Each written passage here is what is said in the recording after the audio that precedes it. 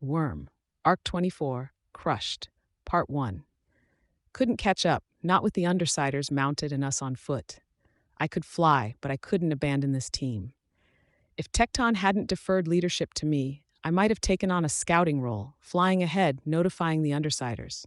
This was the worst environment for me. There were bugs aplenty, but the area was thick with smoke, and there were fires everywhere. Bugs weren't going to contribute much. They were getting roasted by hot air and scorching smoke, if not the fires themselves. I flew from point to point. Navigation wasn't my strong point, so I focused on moving in straight lines, stopping at various vantage points where I was fairly confident I was out of Behemoth's sight, physically reorienting myself, then flying to another point. Each time I stopped, I took a second to try to grasp the situation. The streets were flooded with people, and it was only getting worse. The troops we had on the ground were struggling to make headway, and from my vantage point, I could tell that things were getting worse. The approach had an added advantage in that it let me track where the fires were. I collected bugs, took a moment here and there to analyze them, assess their capabilities, and guided them along my general route, keeping them as safe as I could manage. There was a crash as a building toppled, sparks spilling out into the air. I could hear screams, distant, as the crowd recoiled.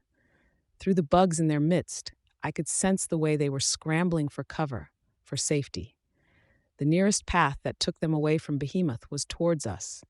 Rickshaws turned around and made their way for the mouth of the narrow street. People pushed and shoved and otherwise stampeded towards us. I was in the clear, but my team, I flew a short distance away to check everything was clear, then started to make my way back, still flying in short bursts. Flitting here and there, I thought. No, I thought, banishing the idea from my head. Not flitting. Never let that word slip in conversation. Makes me think of fairies. It'll make Glenn think of fairies. Tecton! I called out as I returned to my roost. He looked up at me.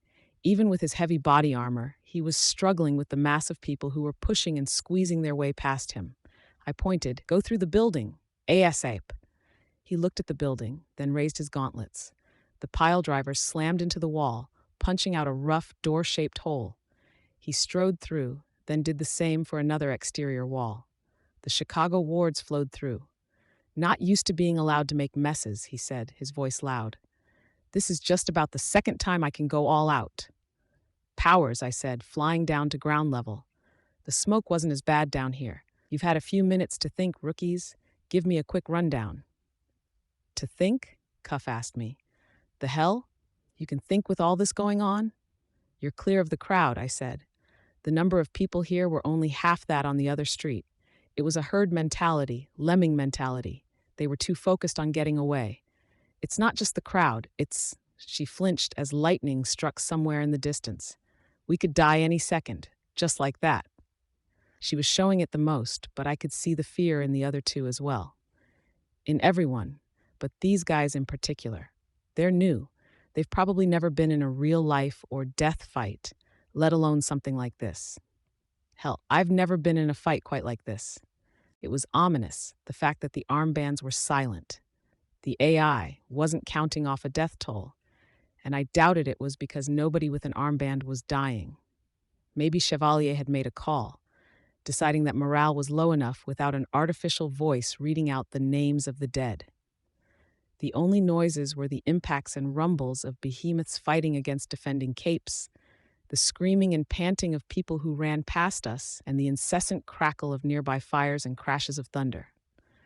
"We stand better odds if you pull yourselves together, fill us in, so we can use each other's abilities to help," I said. "Come on, guys, work with me." "I'm a breaker and shaker," Annex told me.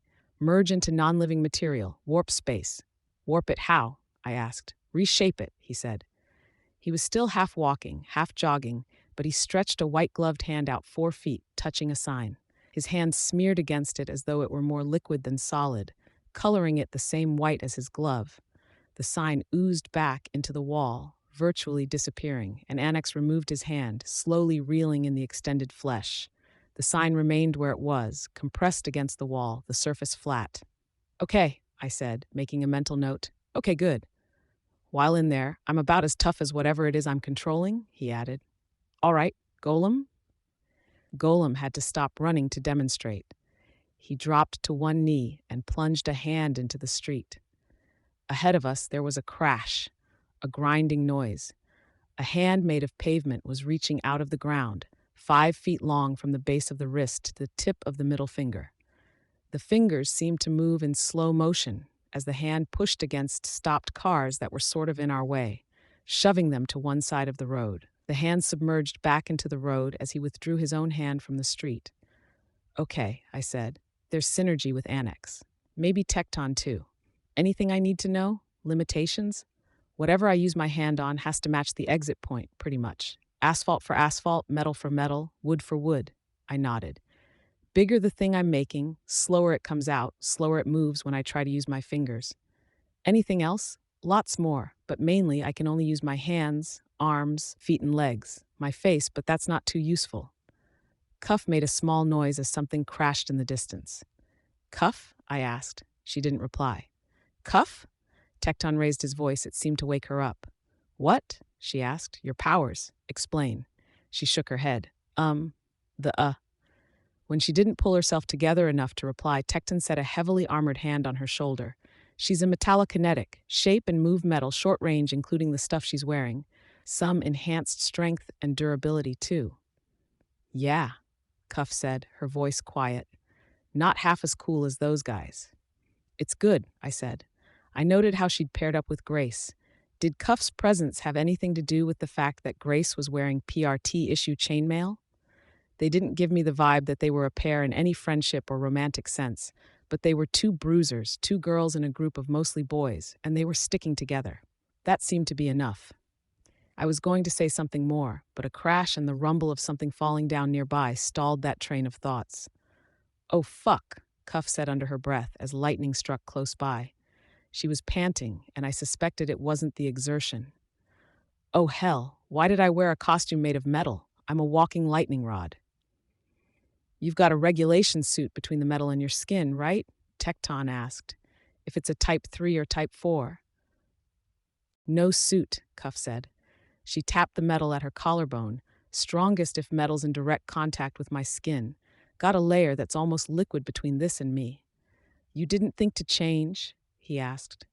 I didn't think, she said, her voice quiet, harboring a tremor. Why the hell did she come if she was going to be like this?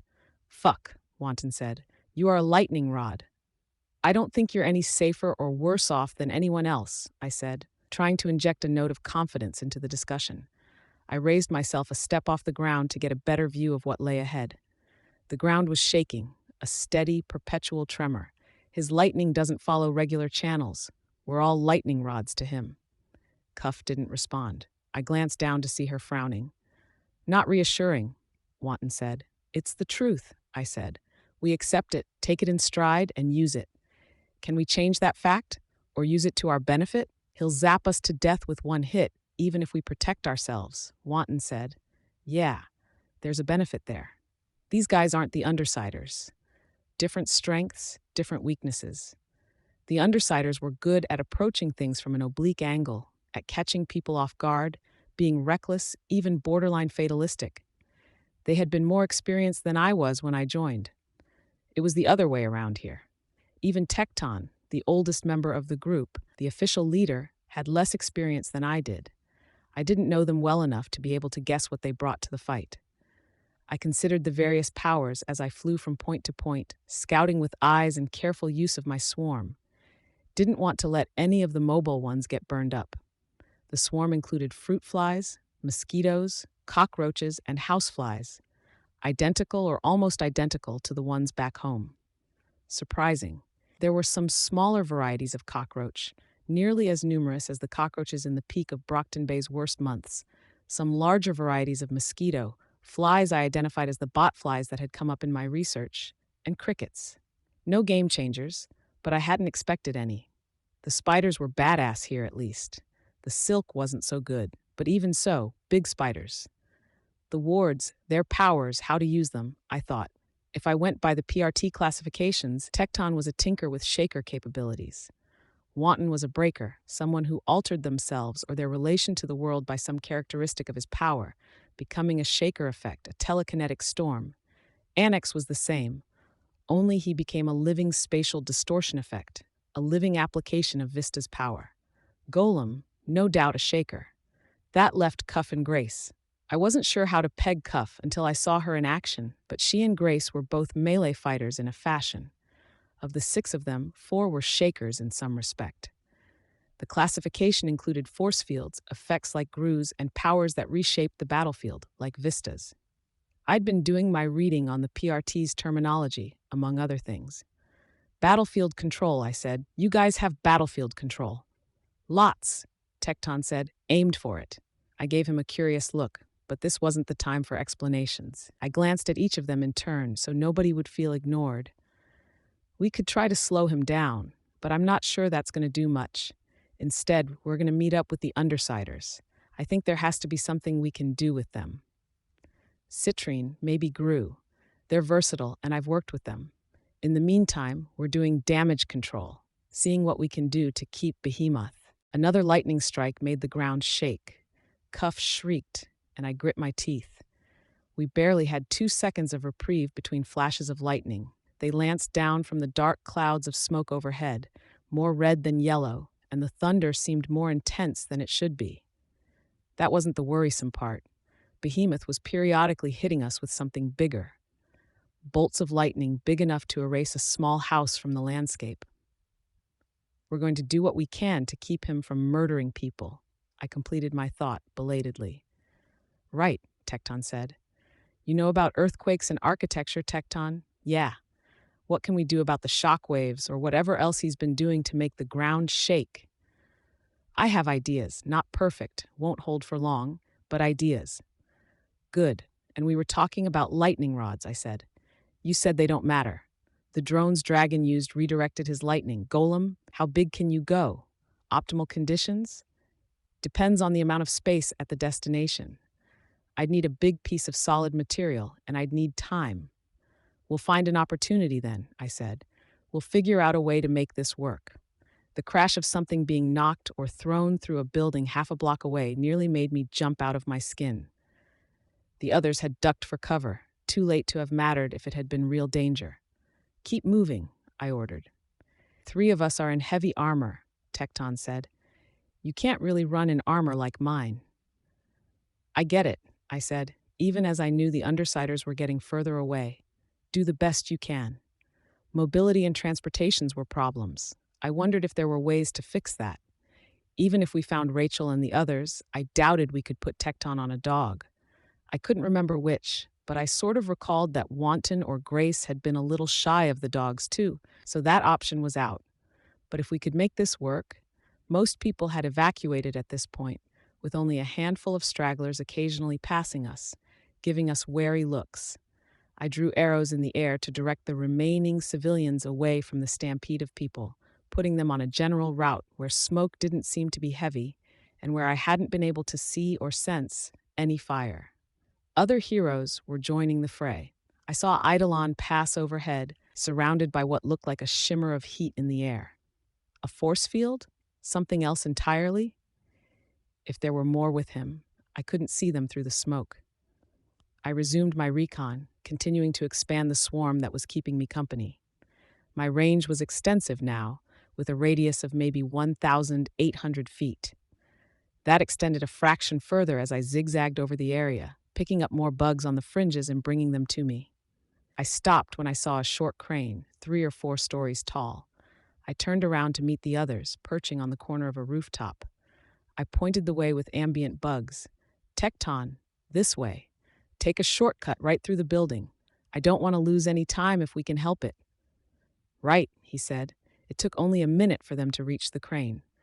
We've got 2 people who can distort metal, I said. Annex and Cuff. Maybe Wanton can help too. Tear it down. We're making our lightning rod. You sure? Tecton asked. Because this makes a pretty good lightning rod on its own. I glanced nervously over in the direction where the smoke and lightning flashes were most intense. If he shot us, right here, right now, and turned the crane into a Tesla tower, this might be my dumbest move yet. I perched on the corner of a building, where I still had a measure of cover, and watched the battle in the distance. I could see Legend's lasers through the smoke, hundreds at a time, radiating out from one central point, from Legend himself, and then turning sharply in the air to strike Behemoth.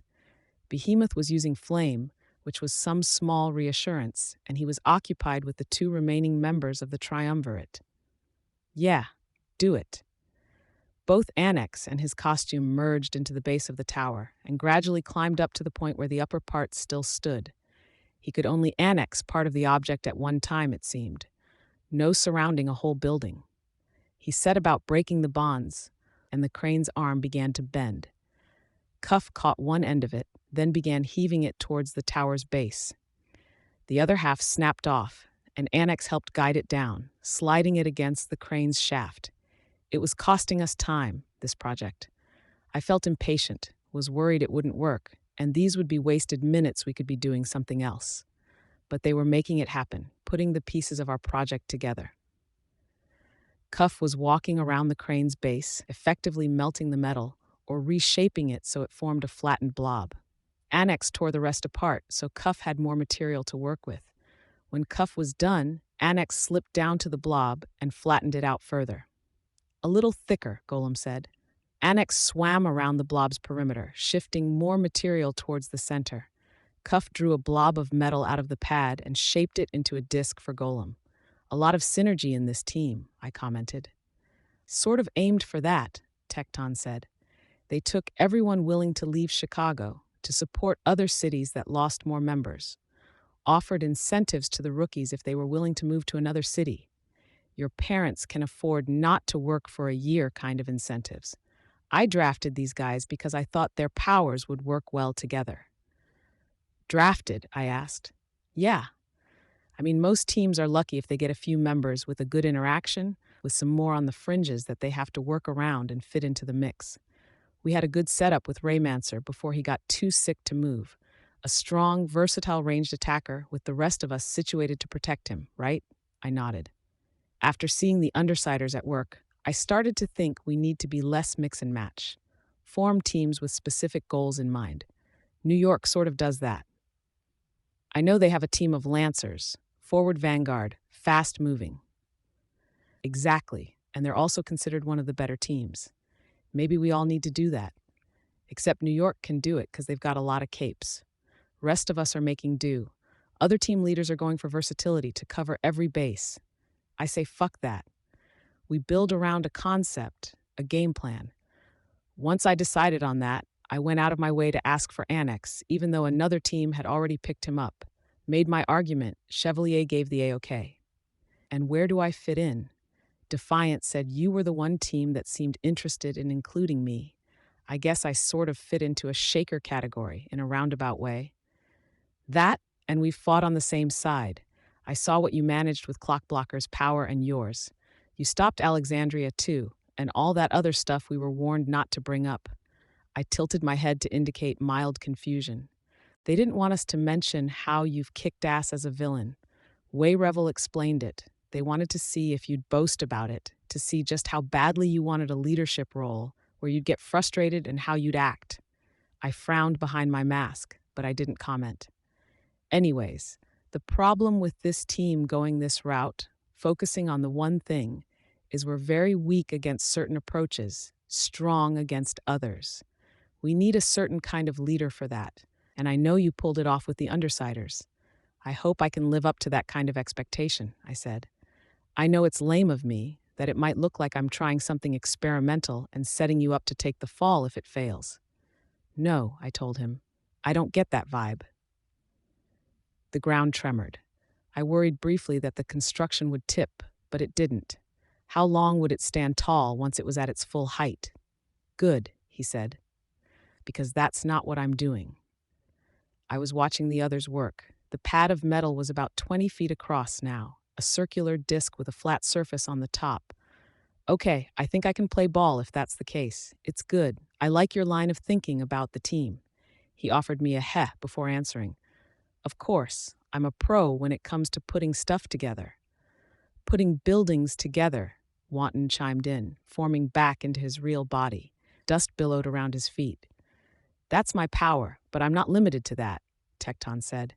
You guys don't need any help? Save your juice. Golem started to put his hand into the plate of metal he'd been given, then hesitated. I won't be able to move my hand once it appears, if I go this big. What shape should my hand be?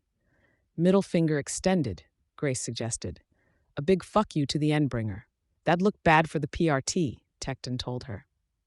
Tell them it's the most efficient form, she said with a shrug. Have to make it as tall as possible. No, Tecton said. Index finger would work nearly as well, and New Delhi might take offense at a metal statue of an obscene gesture in the middle of the disaster area. A V, Cuff suggested, making the gesture with her index and middle fingers. Her voice was shaky, her confidence rock bottom. For victory, almost as good.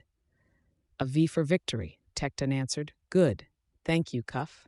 That's really lame, I thought, but I held my tongue.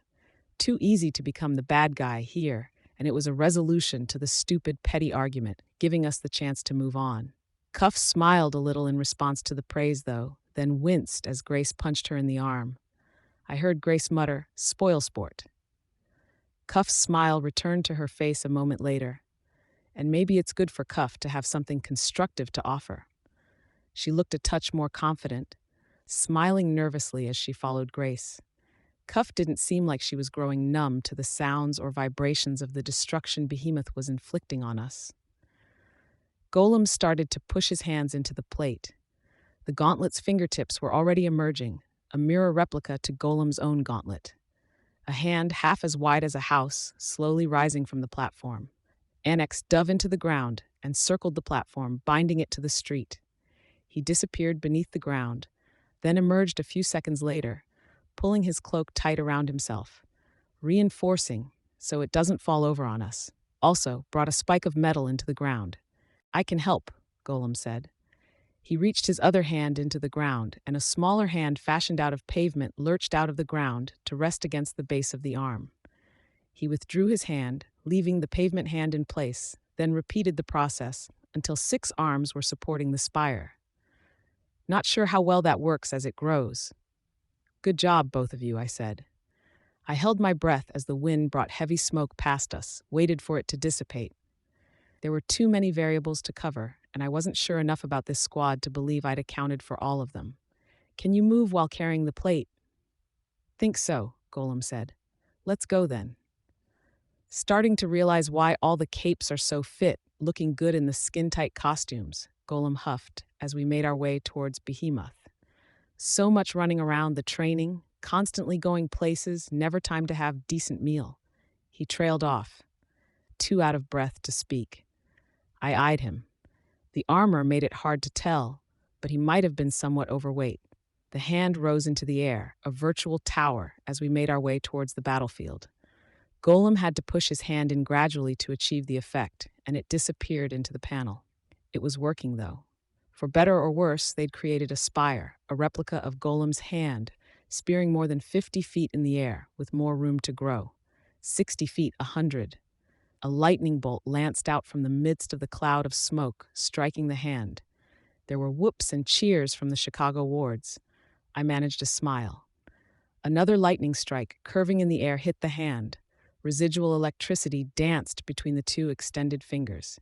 It was working, and as much as it was a success in helping against the lightning, it was working to help morale. To contribute something, anything, it mattered. Air's ionized now, Tecton said, as if that was a sufficient explanation for everyone present. I got the gist of what he meant. The lightning would be more likely to strike there again. Lightning did strike the same place twice. I took flight.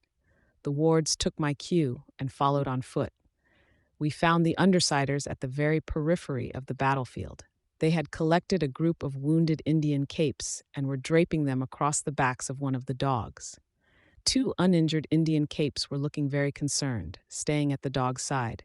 I landed beside Gru. He'd used his darkness to form a wall. I wasn't sure what it was for, but the smoke didn't seem as bad here. Skitter, he said.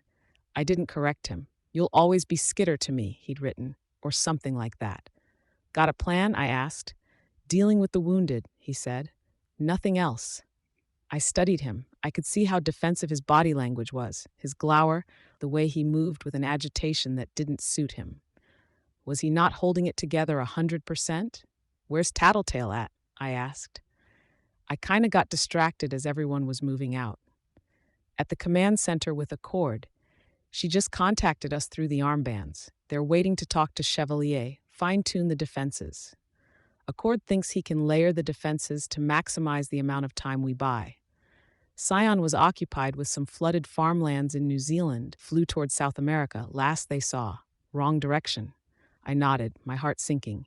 It didn't seem we'd be able to count on him, not any time in the immediate future. And Parian, Foyle, Citrine, and Legia, with Accord and Tattletale? No. Those four split off into another group. They can put out fires, and Citrine can protect them from lightning strikes so long as they aren't moving around too much. Flechette's using the opportunity to shoot him, for all the good it's doing. Our group wouldn't be any use to them, so we're doing what we can here, a little further away. Got it, I said. You have a way of communicating with them? He tapped his armband, then pressed a button. Relay this message to Citrine. All well, Skidder and Chicago wards just arrived. Inform as to status. There was a pause. Message from Citrine, the armband reported, the voice crackling badly. Then the crackling redoubled as the voice stated, status is green. Any objection if we assist your group? I asked him. Gru shook his head. He started to reply, but was cut off as Behemoth generated another shockwave. A rumble drowned everything out, as every building without something to protect it fell. No objection, Gru said when the rumble had dissipated. He echoed my question from earlier. Got a plan? I wish, I said. More lightning rods, maybe, if we get the opportunity. The smoke was clearing towards the battle's epicenter. Legend and Eidolon were a part of that, as were the craft that supported them. The fires were dying out, extinguished or stamped out. Behemoth wasn't that tall, hard to make out above the buildings that still stood. I chanced to look and flinched as another bolt of electricity made its way to the lightning rod. The path of least resistance. Behemoth had noticed that time, or he'd decided to do something about it, because he lashed out at Legend and Eidolon once more, driving them back, and then made a beeline for the structure. He threw electricity outward, 2 bolts, continuous in their arc, and they briefly made contact with the tower. A second later, they broke free of the tower's draw. He was paying attention to where he was shooting now, not simply striking across a distance with the goal of setting indiscriminate fires. Fire roared around Behemoth as he got away from the area that had already been scorched and blasted clear of any fuel sources. His dynakinesis fueled the flames, driving them to burn hotter, larger, and with more intensity. With a kind of intelligence, the fires spread to nearby buildings, ensuring that no place was safe, nor untouched. I could see the blaze making its way closer to us. Not a concern in the next minute, maybe not even the next 5, but we'd have to move soonish. Legend and Eidolon hounded the Endbringer. Legend initially a blur that couldn't even be pinned down long enough to strike, even with lightning. As the hero flew, he filled the sky with a series of lasers that raked Behemoth's flesh and targeted open wounds to open them further. When Behemoth turned away to deal with Eidolon, Legend slowed and the lasers grew in number and in scale. What's with the hand shape? Regent asked as he poked his head out from cover enough to peek at the scene. A V, Golem said, his voice small. I get it. You're calling Behemoth a big vagina. It's for victory, Cuff said, sounding annoyed. That's lame, Imp said. Really lame, Regent echoed. I prefer the vagina thing. Way you dress, Grace commented. I wasn't so sure. Imp cut in. She elbowed Regent. Oh, you going to take that? Regent only laughed in response, shaking his head. Is the little princess feeling brave? Grace taunted Regent. Come on. It's for victory, Cuff said, her feeble protest lost in the midst of the exchange, and in that instant she sounded surprisingly young, vulnerable. No fighting, I said, have to stop this before it escalates. Regent, stand down. Grace, you too. Regent snickered under his breath. And no more banter, Gru said. There's more people to help. Move. With luck, those guys can keep him busy long enough for us to clear out. Teams Mommy and Daddy reunited, Imp commented, adding an overdramatic sigh. So awesome. I'll point you guys to the wounded, I said, not taking the bait. Go. No saying or doing stuff that'll get us killed, like saying goodbye or getting laid, Regent commented. There are rules. Get us killed? What's Weaver doing? Cuff asked, sounded alarmed and confused. Regent glanced at her. I'm just saying, Gru's already screwed. He's not a virgin. He's bull. Gru struck Regent across the back of the head. The crown and attached mask were moved slightly askew, and Regent fixed them. He told Cuff, Regent's being an idiot. Ignore him. Now go. This way, Tecton said, setting a hand on Cuff's shoulder, opposite direction from Regent. Imp started to turn around to follow the pair, grabbing Regent's wrist to pull him after her. Gru stepped in her way and physically turned her back around. Sorry for our contribution to that, Tecton said. Grace gets hard to handle when she's stressed. I understand. Regent and Imp, Gru started, really have no excuse. That's pretty much the status quo. They've been a little worse lately, but things haven't settled down since, he trailed off. Since I left, I said. Gru nodded. Tecton nodded. I get it. Bygones. We'll be back. You okay watching the injured on your own? Or, we're good, Gru said.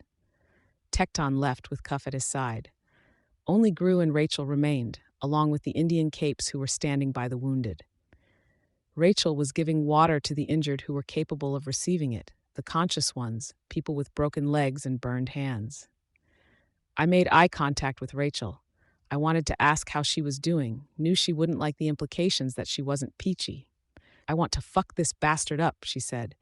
Last one killed my dogs, killed Brutus, Judas, Kuro, Bullet, Milk and Stumpy, and Axel and Ginger. When do we attack? I don't know, I said. We'll try to find an opportunity. And I get to do something, she said. I started to voice a refusal, then stopped myself. Okay.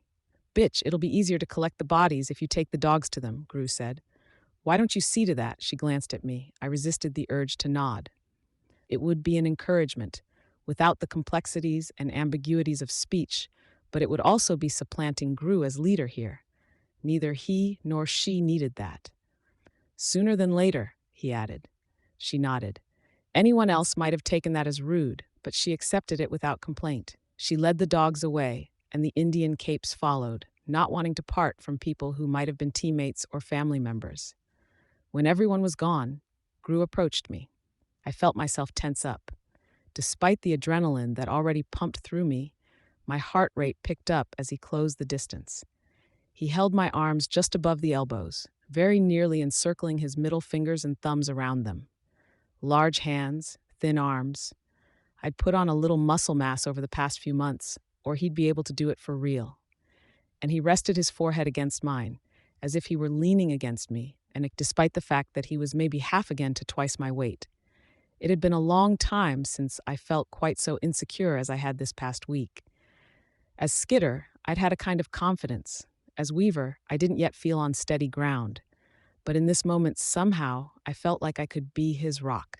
I wanted nothing more than to reach up, to put my hands around his neck, remove his mask so I could tilt my head upward to kiss him, to give him succor in basic, uncomplicated human contact at a time he was on unsteady footing and couldn't even say it aloud. I stayed where I was, our foreheads touching, my back to the wall, arms to my sides. The masks stayed on. The storm continued in the distance, and a detonation marked what might have been the destruction of one of Dragon's craft. We didn't move an inch. I miss you too, I whispered. He nodded in response, a hard part of his mask scraping against a part of mine. I could sense the others gathering bodies, starting to make their way back here, to our rendezvous point. See, Imp said, appearing right next to us, this is exactly what Regent was talking about. We weren't doing anything, I said. I pulled away from Gru, annoyed. You were being sweet. That's probably a death sentence. They were snuggling? Regent asked, rounding a corner. Christ, Gru said under his breath. Firmer, he said. Enough of that. Imp only cackled, and she kept cackling. I was pretty sure she prolonged it just to be annoying, stopping and starting again until Rachel and the last of the wards returned. Let's talk plans, Gru said. We've got a good roster here, 2 teams, almost 3 full teams if we pick up Parian, Foyle, and the ambassadors. He sounds more confident, a little more balanced. The agitation isn't so obvious. There's more wounded in the area, I said, and we're running out of space. Each dog that's loaded up with the injured is a dog you guys can't ride. Fires are getting closer, so we pick up everyone we can, load them onto makeshift sleds, then hurry back to a place where we can get them medical care. It's a plan, Gru said. And, I said, we need to find a better use for our strongest members. Citrine could be useful. Gru, if we get the sled going, you stay close to the wounded.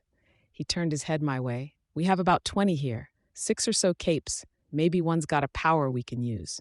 He nodded. I already checked most, but I can use a power from the back of the sled without blinding anyone. It works. There's a joke there, Regent said. But don't, Imp said. I wasn't going to. It's crass, totally inappropriate, and I'm better than that. You're going to, Imp said, stabbing a finger at Regent's chest. You were going to say something about Gru going to the back of the bus, and you can't let it go. It'd be lame and really tasteless and too far, and it'll start the sort of fight that isn't fun or funny. I'm calling it. You'll hold it in until you can't help but say it. Well, I'm definitely not going to say it now that you've spoiled it, Regent said. No shock value, no people feeling bad because they inadvertently laughed at something fucked up. You two go squabble somewhere else, Gru said. He glanced at me. There's more bodies to collect? Too many bodies, I said, my voice sober. Not many injured left who haven't already been carried away by friends, family, and neighbors, or who aren't in such bad shape that they can't move. Maybe 6 more we could load up if we're going to get out of here in time. Go, Gru said. She'll show you the way. Run, I said. They didn't have to run, but it got rid of them sooner. Children, Gru muttered under his breath. Wards, I said. If you aren't making the sled, go get the rest. I'll help. My team left Annex and Cuff behind while we collected the wounded. The one I was helping was a child, burned. She wasn't any older than 10. She said something incomprehensible. Another language. English? I asked. She only stared at me, unable to understand me any more than I understood her. Her eyes were a little glazed over, but the pain in her expression and the fear suggested that the benefits of being in shock were receding. A part of me felt like I should have helped her sooner, but it wasn't a logical part of me. There was so little I could do, and it didn't matter if I did it before or now. And maybe a small part of me was putting it off because it wasn't going to be pretty. I'm not that scary, I said, okay? I pulled off my mask. See? Ordinary person. Her expression didn't change. I'm going to have to move you, I said, and the words were for me as much as they were for her. I kept my voice gentle. It's going to hurt, but it'll mean we can get you help. She didn't react. I studied her. Blisters stood out on her arms and neck, and on the upper part of her chest. I could maybe understand a little of Rachel's anger at the loss of her dogs. Seeing this, Behemoth probably hadn't even given a coherent thought to the pain he'd inflicted on this girl, on countless others, just like Leviathan had mindlessly torn through Rachel's dogs. Why? Why did the Endbringers do this? Were they part of the passengers' grand plan? Cauldron's monsters, taken to an extreme? Tattletale had said they were never human, but she'd been wrong before. Or maybe I hoped they had been human because it was an answer, because the alternative meant I didn't have enough data points to explain it. With as much gentleness as I could manage, I moved bugs over the girl's body. She reacted with alarm rather than pain, and I shushed her. The bugs were spreading possible infection, no doubt, but I suspected infection was inevitable, given circumstance. Using the bugs let me know where the blisters were, where the skin was mottled with burns. I took off my flight pack and flipped it over. Like ripping off a Band-Aid, I thought, only it's at someone else's expense. I lifted her, and she shrieked at the physical contact, at the movement of burned flesh against clothing and the ground. I set her down on the flight pack, placing a hand on her unburned stomach to stabilize her. I activated the left and right panels gently so it had a general lift without any particular direction, and I led her to the sled in progress. Golem had already returned, and the 3 of them were combining powers to make the sled. Cuff was feeding the chain Rachel had provided into loops at the front. With Gru's help, I eased the girl down from the flight pack, setting her with the other wounded. We're going to hurt him, I said, retrieving the flight pack. Behemoth? Cuff asked me. We're going to find a way, I said, and that was all. I met the little girl's eyes. Cuff followed my gaze. I guess I'm on board with that. Why did you come? I asked. I mean, I get why we all came on a level, but no offense, you're in a totally different headspace. For my mom and dad, she said. I glanced at her, but she didn't elaborate. It took another minute to get the sled prepped and people mounted. Rachel enhanced the size of her dogs so they'd have the strength to pull not only the wounded, but the two teams as well. It meant they were slower, but it also meant moving nearly 40 people with 4 dogs. I took off, flying, leading the way, and giving directions with bugs as they followed. A crash heavier than any we'd had yet made the dogs stumble, falling. It very nearly overturned the sleds. Bitch had fallen from where she sat on Bentley's back. I stopped at her side to make sure she was all right, gave her a hand in getting back to her feet. She accepted it without complaint or incident, but when she met my eyes, her glower cut right through me. Was that her resentment at work or my guilt that made me feel that way under her gaze? Once I'd verified that no damage had been done, I rose just high enough to peer over the top of a building. The lightning rod had tilted, leaning against an adjacent building. The supports Golem had raised had crumbled. Behemoth, too, had fallen. Eidolon and Legend hovered in the sky, flanked by 4 dragon craft. Another figure was there as well, hovering where Behemoth had been standing an instant ago. The Endbringer had been toppled with one massive blow. I touched the button on my armband, lowering my head beneath cover. "Send this message to Defiant," I said. "You said she was dead. You said you verified." The reply crackled so badly it was almost inaudible. Reply from Defiant. "I saw the body myself. We checked her DNA, her readings. We matched against the mountings for her prosthetic eye. Carbon dated it to verify." He didn't even need to ask who I meant. I pressed the button. Ask Defiant who the hell that's supposed to be if it's not Alexandria. Worm. Arc 24. Crushed. Part 2.1. If I'd had any doubt it was Alexandria, it was banished when she followed up the attack. Behemoth started to rise to his feet, and Alexandria struck. It wasn't a punch with a great deal of wind up, and she only crossed 50 or 60 feet before driving it home, but the impact was undeniable. Behemoth absorbed the blow and redirected it into the ground. He didn't move, as though the blow had never struck home, but the ground around him shattered like the surface of a mirror. Fragments of rock and clouds of dust flew up around him, and a 3-story building on its last legs tumbled over. The damage to the ground made him sink a fraction. I could see the change in the Endbringer's demeanor. Before, he'd been wading forward, as if Legend, Eidolon, and the metal suits were little more than a strong headwind. He was moving with purpose now, with an opponent that was veering in and out of easy reach, one he could hit without Legend's speed or Eidolon's personal shield.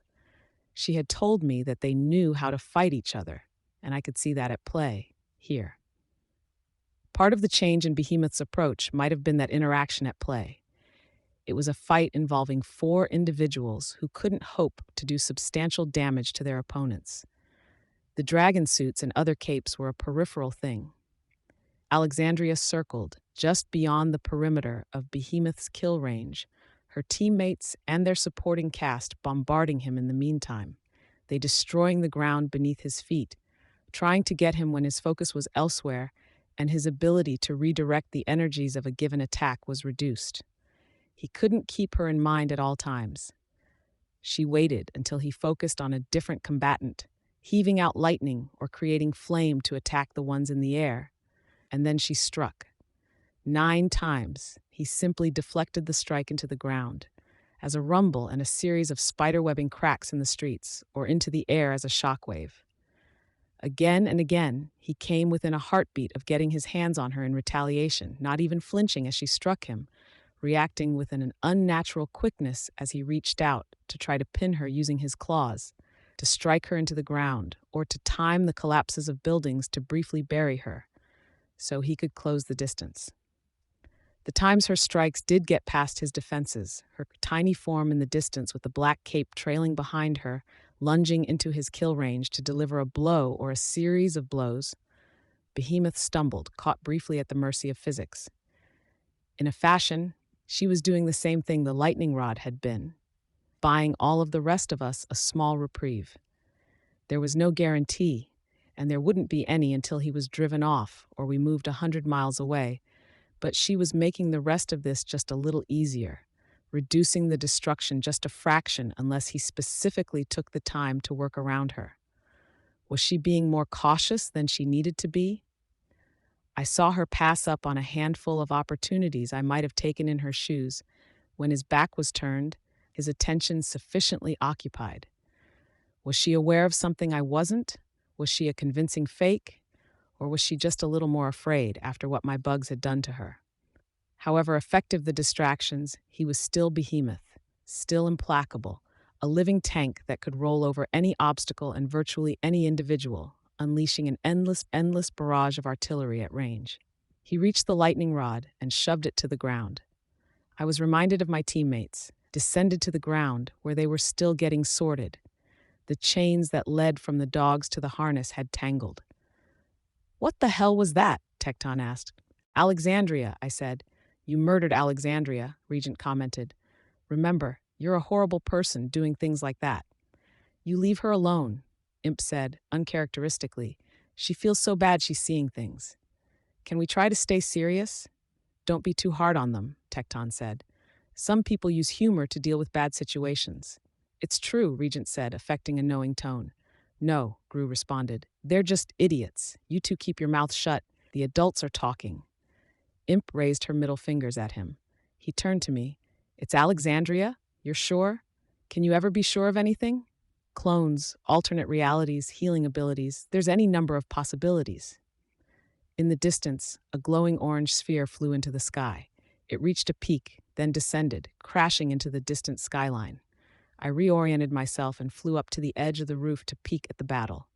Behemoth had melted down part of the metal arm and fashioned the melted metal into a superheated lump. A second lump, cooler and not yet fabricated into an aerodynamic shape, was sitting beside him. Alexandria tried to strike it away, but he caught it with one claw. He superheated it, shielding it from Legend and Eidolon's fire with his body, then heaved it into the air. The projectile flared intensely as it left his kill range, following nearly the same path as before. Lasers from capes in the distance sliced the second sphere into shreds before it could strike its intended target. Gru tugged the chain. He looked at Rachel, who only nodded, and we were moving again. I returned to my recon position, scouting to ensure the way was clear, keeping an eye on the fight and ensuring that there weren't any attacks coming our way. Behemoth was glowing, his gray skin tending more towards white, a stark contrast to his obsidian horns and claws. The heroes were backing off a measure, and Behemoth was taking advantage of the situation to stampede forward, tearing past buildings and barricades. "Gru!" I shouted. The noise in the distance was getting worse. If Behemoth was continuing the path I'd seen him traveling, he was wading through a series of buildings. Gru didn't hear me. I raised my voice, waited until the noise died down. "Radiation! Use darkness!" He did, and we were cloaked in it. I continued navigating, using my bugs this time. Only a small handful ventured forward at a time, checking for fires. I was flying blind, scouting without the ability to see. It delayed me when a fire did present itself, and I was delayed even further when I faced the issue of trying to communicate it to the team. "Fire!" I shouted. I knew he could hear me through the darkness, but he couldn't hear me over the sounds of toppled buildings. I was no doubt drowned out by the sound of the sled scraping against the road, the crashes in the background, and the rushing of the wind. I changed direction, aiming for the sleds, and flew forward. A little off target. Didn't want to knock someone off the sled. I made a slight adjustment with the antigrav and landed on the front edge of the sled, between Gru and Rachel. Gru very nearly let go in his surprise, and I caught the back of his neck to keep him from falling off the sled. He left the darkness to either side of us intact and created a corridor. "Fire!" I said, the instant I was able. "Just over that hill. Go left." He cleared more darkness, and we turned sharply enough that the sled swung out wide. I held on to the lip of the sled, but I let myself slide back, using the antigrav pack to keep myself from falling to the road. The sudden movement had shifted the occupants. The design of the sled made it difficult for anyone to fall out, but they'd slumped against one side, and one man was hanging halfway out. With only one usable arm, he wasn't able to maintain a grip. The sled went over a series of bumps, and I reached him just in time to give him the support he needed. One hand and both feet on the lip of the sled, the other hand holding him. Once they were on course, I helped ease him down to a better position. He said something that I couldn't understand, his words breathless. I took off. A shockwave ripped past us, harsher, briefer, and more intense than a strong wind. Not quite the organ-pulverizing impact it might be if Behemoth were closer, or if there were less buildings in the way. I ventured up to a rooftop where I might be able to see beyond the darkness. The shockwave had parted the clouds of smoke, but they began to close together once again. I could make out a form, maybe one of the Indian capes, swiftly growing. Ethereal, translucent, his features vague, the light he emitted only barely cutting through the smoke cover. He slammed hands into Behemoth's face and chest. Behemoth parted his hands, then swung them together. I didn't wait for them to make contact. I ducked behind cover before the shockwave could hit me directly. All around me, the smoke was dashed out of the sky by the impact's reach. With the front of my body hugging the building, I could feel not only the shockwave, but the vibrations that followed it, as buildings fell and debris settled in new locations. He delivered shockwave after shockwave, and I was forced to abandon the cover of the building for something a little more distant. He wasn't irradiated anymore, or at least, the glow wasn't there. He'd been buying himself a reprieve from the assault of the heroes, a chance to cover more ground. Now they had resumed the counteroffensive. The noises of the fight followed me as I got ahead of the undersiders. Another obstacle. A crowd this time. I landed on the sled once more and ordered a stop. It took a second for the dogs to slow down enough. Locals stood in our way. Some had guns. They ranged the gamut from people a step above homelessness to businessmen. "Leader?" one asked, his voice badly accented. He was younger, very working class, which surprised me. I'd anticipated that someone older and more respectable would be taking charge. "Me," I said, using a small boost from the flight pack to get ahead of the group. "Stealing?" he asked me, his voice hard. "No, injured." He gestured towards the sled, taking a half step forward. I nodded. I didn't like wasting time, but I was hoping he'd give the A-OK and the group would get out of our way. I watched as he studied the people lying in the sled. "We take," he said. "We have doctor hiding place. You go fight help, is your duty." I could sense a group approaching from Behemoth's general direction. 2 women in evening gowns, a girl in a frock, another girl in costume. No time to dwell on decisions. I asked the man, "You sure?" "Yes," he said. "Cuff, annex, kill the chains. Leave sleds behind. Wards, stay with me. Gru, I'll direct you guys to the ambassadors. Take the dogs. Leave us some darkness for cover so we're safe from any more radiation." It took only a few seconds to get organized. By the time the undersiders had departed, we had a team of people pulling the sleds. "Message from Defiant," my armband declared. "Alexandria confirmed gone from PRT custody." "Fuck," I muttered. "Message from Defiant. Stay out of her way until we know more. Behemoth's approaching the first perimeter. I will keep you posted." "Tell him thank you." "It's a good thing," Grace said. "Maybe not in the long run, but for now." "For now, it's an unknown factor," I said. "And there's one really big known factor that's tearing through this city, and we should be devoting all our attention to it, to Behemoth." "We can focus on both," Tecton said. "That's how you get blindsided," I told him. I hauled on the chain, and the sled moved. Cuff seemed to be doing the lion's share of the work, standing between the sleds and ushering them forward. Though it screwed up the direction the sleds were facing, making them veer left or right, it gave us enough momentum that we only needed to work on keeping it going. We reached a squat building with signs featuring unintelligible writing and cars. Some hurried forward and opened a garage door, and we kept the sleds on course to lead them inside. Their hiding place was an underground corridor, leading beneath and between 2 hoists for the cars. Annex had to reshape the sled to fit, and we found ourselves on a general downward incline. People shifted position to the sides of the sled to keep it from getting away from us and running over the people in front. I saw the man who'd done the talking glance down at the wounded. His eyes caught the light in a way that reminded me of a dog or a cat. Capes. At least some of these guys are capes, I thought. The cold capes, the underworld's locals. It was an ominous realization, as we descended, to know that we were outnumbered by parahumans I knew nothing about, with unknown motives. The armband's crackling was getting steadily worse. Message from Gru. Rendezvous is fine. On way to your location. Message received, I replied. Message from Gru. The voice devolved into crackling. Too much ambient electromagnetic radiation, and the amount of ground that was between us and Gru probably didn't help. It was hard to gauge how deep we were getting. We reached a point where a fissure made moving the sleds more difficult, but Annex, Tecton, and Golem shorted up in moments. We descended deep enough that I wasn't able to access the surface with my bugs, then deeper still. The more isolated we were, the more ominous the uncostumed capes around us seemed to become. My bugs followed us down the corridor, just far enough back that the cold parahumans couldn't see them, close enough to help. This tunnel was made by a cape, Tecton said. Don't bring it up, I thought, suppressing the urge to react. No, the man with the eyes said. He didn't turn our way. I reached out and touched Tecton's arm. He, naturally, didn't feel the contact through his heavy armor. Tecton continued, I'm pretty My nudge became a shove as I moved his arm enough to get his attention. He looked at me, and I shook my head. Tecton didn't finish the sentence. Oh, so pretty. Wanton offered.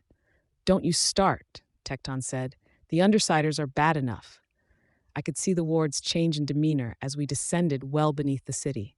Tecton's head was turning now, scanning the people around us. Wanton hunched over, as if the surroundings were weighing on him, a pressure from above. Cuff had her arms folded, hugging her body, a defensive wall, however meager, against an attacker from above, and both Annex and Grace had gravitated closer to other team members, as if unconsciously adopting a loose formation.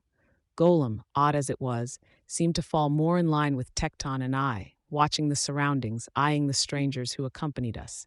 It wasn't that he wasn't afraid. Everything else about him suggested he was. It was more that he was wary in a natural, practiced way. How had he picked that up? He was supposed to be a rookie. I held my tongue and used my bugs to scan the surroundings. The area opened up into an underground living space, crowded with weary and scared people. It was dim, with lights alternating between floor and ceiling positions, tight corridors with what seemed to be tiny apartments carved out of the rock. My prison cell had more space than these quarters. At least there was room to stand straight up in the jail. These rooms were stacked on top of one another, too high. But it was space nonetheless. Is it stable? I asked Tecton. I can't see enough to tell, he said. Maybe? Probably? I don't know if I can leave people here if it's a death trap, I said as I eyed the people emerging from the rooms. Pretty risky up there, Wanton said. Up there, there's a chance. I was counting hundreds or thousands down here. My bugs could sense corridors, and I was left wondering if this was only one area of many. Some of the residents stepped forward to help, hands on weapons or simply watching us, undecided on whether we were threats or not. The leader, who I was mentally labeling Cat's Eyes, said something, and they relaxed a fraction. He said something else, and they started helping the wounded. None used or displayed any overt powers. Done, Cat's Eyes said. You go. Fight. Defiant had said we needed their assistance. We need your help, you and any of the others with powers. He narrowed his eyes, except that wasn't the sum total of the change in his expression. His face hardened, drew tighter, high cheekbones somehow more prominent in the dim lips pressed together. No, not our duty, yours. It's everyone's duty.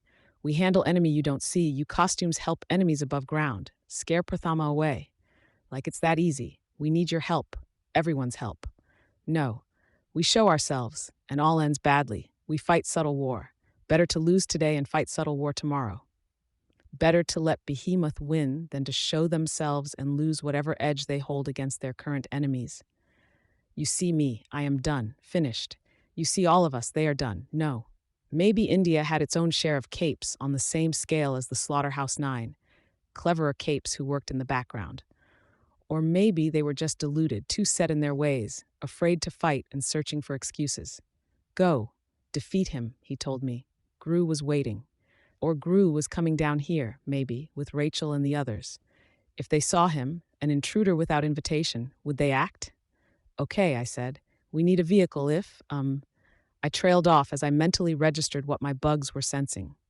A rush of cool, air-conditioned air in a space that had no right to have any, off to one side, the appearance of a person where there shouldn't be any. Weaver? I'd stopped talking, my attention caught by this visitor. She was close. All of the details matched the person I'd sensed inside the Kolshedra. The clothes, the hair, the dimensions, even the way she moved, purposeful, unhurried. It's her, the one who took Pretender. Everyone, myself included, tensed as she approached. The foreign capes did it because she was an unknown variable. The wards and I did it because she was a known threat. She was older, but not old. Maybe my dad's age, maybe a little younger. Pretty, in a very natural way. She didn't wear any obvious makeup, and her black hair was somewhere between wavy and curly, a little longer than shoulder length. Her features French or Italian, if I had to guess. She wore only a simple black suit that had been tailored to fit her body, with a narrow black tie and a white dress shirt. What got me were the eyes. There was no kindness in them. She spoke, but she spoke in a foreign language, and it wasn't to me. Cat's eyes hesitated, then gave her a reply. "Who the hell are you?" I asked the woman. She glanced at me, and her gaze went right through me, as if I were barely there. She turned her attention back to Cat's eyes, said something else. His eyes widened. "You work for Cauldron," I said. "Maybe we shouldn't taunt the bogeyman?" Wanton chimed in. "Bogeyman?" Cuff asked. "She's a hitman," I said. "Takes out anyone asking too many questions about Cauldron. Or she was. Apparently she's gone after a lot of powerful capes, walked away without a hitch." My bugs gathered. I could see the underground capes reacting, preparing for a fight. "No," Tecton said. "The truce." "I don't think she gives a damn about the truce," I answered. "Until she breaks it, we don't break it." I didn't take my eyes off her as I murmured, "Fun fact about life or death fights between capes. You start letting your enemies make the first move, your mortality rate triples." I gave the go-ahead for you to be acting leader. Spat, Tecton said. "Cool. Lightning Rod was fantastic. But if we start a fight here and shit goes down, my ass is on the line too." "You're vetoing my order?" "You haven't given an order yet. And no, you fought her. I haven't. But I'm advising you here. Back off. She hasn't done anything aggressive." "She will," I said. "Maybe," he said. "It's your call." I didn't give an order. I watched instead. She was speaking to Cat's eyes in a low voice. He was nodding unconsciously as she spoke. Then she met my eyes. "Who the hell are you?" I asked. "Doesn't matter," she said. "Go, Weaver. Take your team. We have no business with you anymore." "Anymore?" She only stared at me in response. Damn, being on the receiving end of that stare was like being opposite Alexandria or Fault Line in a bad mood. I was starting to settle on the idea of her being a thinker. She looked at Cat's eye. "It's time. Tell them not to be afraid, and this will go smoothly. Tell them to pass on the message so everyone hears." He nodded, then called something out in another language. Others took up the call. "Hold on," I said, raising my voice. They didn't listen. Why would they? I barely had any clout. The bugs around me were minor, all things considered. I brought them closer, so they gathered at my feet. She didn't even flinch. One by one, portals appeared, rectangular doorways that were so bright they were painful to look at. The smell of flowers, fresh air, and nature flooded into the underground. Every pathway and every available surface soon had one. Nearly a dozen in my field of view alone. My bugs could sense 24 more in my range. "No," I called out, once I realized what was happening. I thought of what the Eidolon clone had said about them experimenting on people, kidnapping people from alternate worlds. You can't trust her. But the people here were scared. Once the first few people tentatively made their way through, they ran for safety, running out into the open field, disappearing behind tall, wild grass. Cat's Eye turned to leave. I reached for him to grab his wrist before he could disappear. The woman in the suit deftly deflected my hand, batting it aside. "What the hell is Cauldron doing? Do you want to start a war?" She shook her head. "No war, but we need soldiers." That was all the confirmation I needed. "Wards," I called out. My bugs and my wards converged on her. It mattered surprisingly little. She stepped away from me, which I took as an excuse to close the distance. If she wanted to get away, I'd get closer. I worked to close the distance, using both the flight pack and my own 2 feet to draw in. She stepped back out of the way, just out of reach of my strikes. She swept her hands by the sides of her belt, and she was suddenly armed, if I counted a stiletto knife no longer than my finger and a handkerchief as weapons. In the moment my swarm drew close, she stabbed the knife into a wall-mounted fire extinguisher. The pressurized contents spewed out in a plume, collecting on my bugs and blocking their path. It disabled the largest ones and killed the smallest, eliminating a good 90% of the bugs I had in reach in an instant. I was forced to back off, so I didn't get the spray across my lenses or the fabric at my mouth. She'd managed to avoid getting dirty, even. I watched her from the other side of the spraying canister. The direction of the plume and the hand with the handkerchief left her virtually untouched as Tecton drew close. She danced back out of reach of his attack as he plowed past the spray. Wanton had transitioned to the form of a localized telekinetic storm, and Annex had slipped into the ground, closing the distance to her. If she was a thinker, someone relying on craftiness to win a fight, then I'd turn it into the kind of fight she didn't want to participate in. Tecton had power armor, Grace had super strength, and Cuff had her metallokinesis. I cranked up the flight suit and charged. It was reckless, and it was hopefully the last thing she'd expect. The goal was simple. Close to melee, keep her occupied long enough for someone to trap her. With that done, we'd call each of the people she'd just contacted and bring them back to safety. Assuming she was someone along the lines of Victor or Uber, a combat-oriented thinker, she'd try to do something like a judo throw, redirecting my forward momentum to toss me to the ground. I countered that particular maneuver by bringing myself to an almost complete stop before she could grab me, slipping to one side as Tecton closed the distance. He punched, and she stepped back. He extended the piledriver, a second punch without an instant of warning, and she evaded to one side. A precog? I wasn't even finished the thought when she stepped around to Tecton's side. He tried to body check her, but she had a hand up to rest on his side, using the contact to brace herself, to push against him and leverage herself away. She crossed one leg over the other to maintain an upright position, then brought herself into arm's reach of me. Bugs exploded from the interior of my costume. Spiders, hornets, wasps, and beetles. The only parts of her that weren't covered by the suit were her head and hands. The hands were clasped behind her back before the swarm reached her. A sharp toss of her hair swept them out of her way as she invaded my personal space. Her hands, protected from my bugs by the simple obstacle of her torso, reached out, avoiding the worst of my swarm. One caught the concealed flap of my mask where it overlapped the neck of my costume and pulled it down. The other pressed the tip of the stiletto knife to my jugular. My team, just a moment behind me and Tecton in their intent to engage her, froze. Fuck me. I had 10,000 bugs here. Easy. How'd I not found an opportunity to even bite or sting her? Wards, back off, she said. Grace, Cuff, I want you out of sight or Weaver bleeds. The two girls looked at me, and I nodded. They backed away and stepped around the corners. Send your bugs away, she ordered me. I started to open my mouth to protest, but she cut me off. No tricks. You have 2 seconds. Something about the fact that she was a known killer and her no-nonsense tone suggested she really was going to follow through. I banished the bugs. The hell is she? Wanton muttered. She's a precog, I said, something in that vein.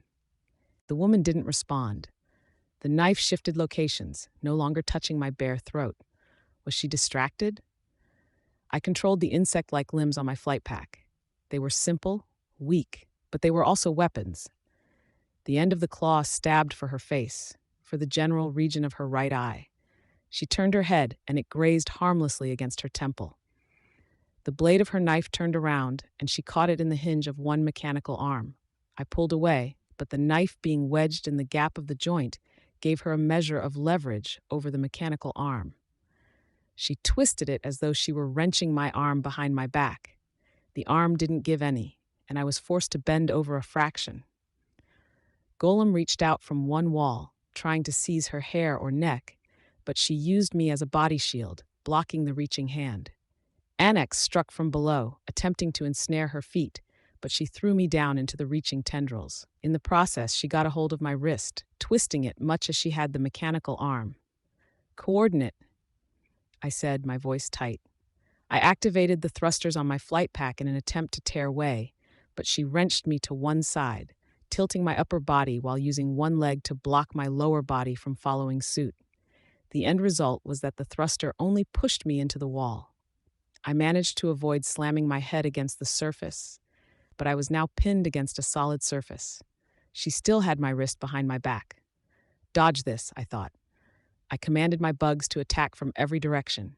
The wards were taking my order seriously, attacking simultaneously. Annex was looming, a specter in the ground, raising up to try to engulf her. Golem was beside a wall, already reaching into it, and Tecton was kneeling, pressing his gauntlets against the ground. Cuff and Grace had heard my order, and were stepping into view, advancing from behind the others. The woman laid her free hand over the hand she was twisting behind my back. Then she pressed my own fingers down into my palm, hard. The control mechanism, I thought. Too late. My bug was already moving towards the off switch when the thruster kicked in. She swept my feet out from under me, and the thruster drove me into the ground. The bug touched the off switch, but the impact had locked up the controls. I hit Annex on my way down, buying the woman time to step back out of his reach. The bug managed to turn off the thruster, but I was already sliding across the floor, right through the lower half of Wanton's telekinetic storm body and straight into Tecton's gauntlets. The pile drivers fired into the ground a fraction of a second after I bumped into the gloves.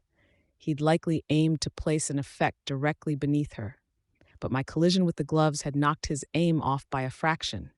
It was directed into a wall, creating a crack 10 feet high. The crack, in turn, summarily severed Golem's outstretched hand of granite. The woman pulled her suit jacket off and held it out, sweeping it through the air to catch the thickest collection of my swarm within. She folded it closed, simultaneously breaking into stride, heading right for Wanton. Grace and Cuff were just behind him, with Tecton directly behind them and Golem and I off to one side. Annex was still pulling his spatial distortion body together into something more useful. "Stand down, wards," I called out before Wanton could make contact with her. I was still pulling myself up off the ground. The woman slowed her pace, coming to a stop. Wanton materialized a few feet in front of her, swiftly backing away. I dismissed the bugs that were closing in to attack. This goes any further, she's going to stop going easy on us, and she'll murder someone, maybe murder all of us, I said, not taking my eyes off her, because it's the only way she'd be able to stop the bugs from surrounding her, the only way to really stop Wanton once he closes the distance. She didn't speak. "What the hell are you?" I asked. "What's your power?" She gave me a look, up and down, and then settled her eyes on mine. Throughout the entire fight, she'd looked unconcerned. She wasn't even breathing hard. Except for a fleck of foam from the extinguisher here and there on the bottom of her pants leg and at the very end of her shirt sleeve, she wasn't even particularly dirty. She spoke. "I win." "I gathered that much," I said. "What I mean is that I can see the paths to victory. I can carry them out without fail." I felt my heart skip a beat at that. She'd volunteered an actual answer? "The fuck?" Grace asked. "She's lying," Wanton said. "That's ridiculous. It's not even close to fair." "Powers aren't necessarily fair," I thought. "It doesn't matter," the woman said. "What matters is that there are other enemies you should be fighting." "Enemies, plural?" I asked. "We're approaching an endgame. The end of the world, the sundering of the Protectorate. Most of the major players know this, and the truce has effectively dissolved in every respect but the official one. Those in positions of power are making plays, now, today. And Alexandria showing up, that's a part of that?" I asked. "Someone's ploy?" "Yes. Cauldron's or someone else's?" "Yes," she said, a non-committal answer. "And you're telling us this why?" I asked. "That should be obvious." "Okay," I said. I wasn't sure it was that obvious. "Just 2 questions then. Those people you just took are gone," she said. "Gone. And there wasn't a thing I could do to change that. I was almost certain I couldn't beat her. And I couldn't utilize whatever it was that was managing the portals to get access to them. At most, I could survive long enough to report this to someone who could." "Gone temporarily or gone permanently?" Tecton asked. "I don't expect anyone on this earth will see them again, barring an exceptional success on our end." "You can't use your power to get those successes automatically, huh?" I asked. She didn't venture an answer. "Right, that wasn't my second question. What I want to know is why the hell you haven't used a power like yours to figure out how to beat the Endbringers." My power is a form of precognition, she said. Unlike most such powers, other precognitive abilities do not confuse it. That said, there are certain individuals it does not work against, the Endbringers included. Why? Tecton asked. No way to know for sure, she said, but we have theories. The first is that they have a built-in immunity, something their origins granted them. And the other theories? Golem ventured. What's the next one? The woman didn't respond. I suspected I knew what the answer was, but declined to speak of it. It would do more harm than good. So you're blind here, useless, Grace said, a touch bitter. The woman shook her head. No, I can consider a hypothetical scenario, and my power will provide the actions needed to resolve it. And? And we are doing just that, she said. Doorway, please. She wasn't speaking to us.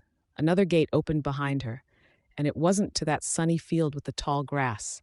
There was only a hallway with white walls and white floors, a cool rush of air-conditioned air touching our faces.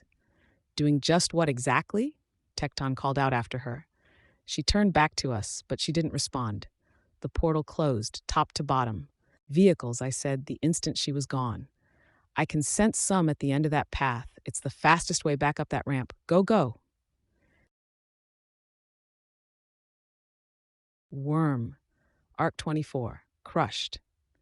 Part 2.2. Things had gotten worse in the 30 minutes we'd been gone. Whole tracts of New Delhi had been leveled, and where the buildings had been tall and mostly intact while we collected the injured and met the cold India capes, only half of them stood even a story tall now. The other half, utterly leveled. It was a small grace that the fires had burned intensely enough that they'd exhausted the possible fuel, and the smoke was mostly gone, but that wasn't saying much. I couldn't take a deep breath without feeling like I needed to cough. Ozone and smoke were thick in the air, and the residual charge in the air was making my hair stand on end. The Endbringer's path of destruction had continued more or less in one general direction, but beyond that, the damage was indiscriminate, indeterminate. Behemoth's location, in contrast, was very clear. A pillar of darkness extended from the ground to the sky. Plumes of smoke and streaks of lightning slipped through the darkness on occasion. The Chicago wards rode bikes that were somewhere between a scooter and a motorcycle in design. The vehicles might have been indistinguishable from normal road vehicles, but Tecton had quickly discovered that they had some other features.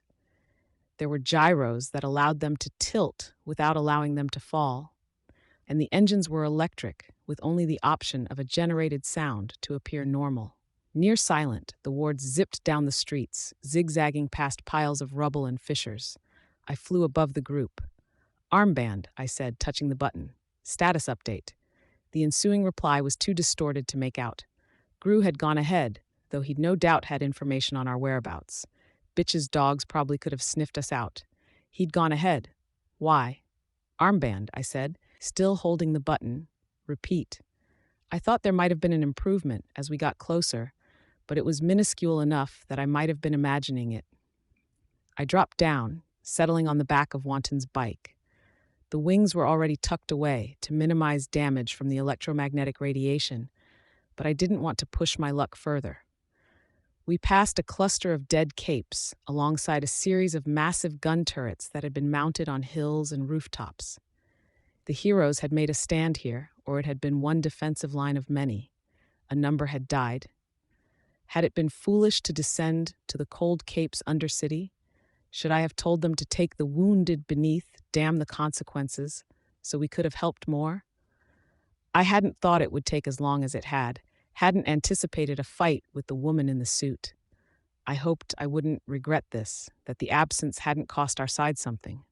We weren't the most powerful Capes in the world, but maybe we could have made a small difference here or there. I'd learned things, but did that count for anything in the now, with tens, hundreds, or thousands of individuals dying where they might have lived if we'd stayed? Another lightning rod. Something to slow him down and give them a precious extra second to form a defensive line. The second defensive line, another collection of the dead. Whatever method they'd tried here, there was no trace left now. We were getting closer. The third perimeter, a giant robot in ruins. As many dead here as there had been at the last 2 points, all put together. and just beyond this point, Behemoth, in the flesh. He glowed white, marking the radioactive glow, and Gru's darkness wreathed him, containing it. The ground beneath Behemoth was tinted gold, vaguely reflective, and geometric shapes were floating in the air, exploding violently when he came in contact with them. With all of the obstacles he'd faced to this point, he looked less hurt than his younger brother had for his one-on-one fight with Armsmaster. He didn't limp or slouch, his limbs were intact, his capabilities undiminished. The tears and rents in his flesh and the gaping wounds here and there didn't seem to have slowed him down in the slightest. And with that, he managed to fight his way forward, out of Gru's darkness, striking out with bolts of lightning. Force fields went up to protect the defensive line, but only half of them withstood the intensity of the strikes. "Armband," I said, and there was a note of horrified awe to my voice. "Status update." The AI's voice crackled, but Gru's darkness might have been suppressing the electrical charge because it was intelligible. "Chevalier is out of action. Rhyme is present, commanding Cape for field duty. Legend is out of commission. Capes are to assist defensive lines and fall back when call is given. Earliest possible Scion intervention is 22.8 minutes from the present time.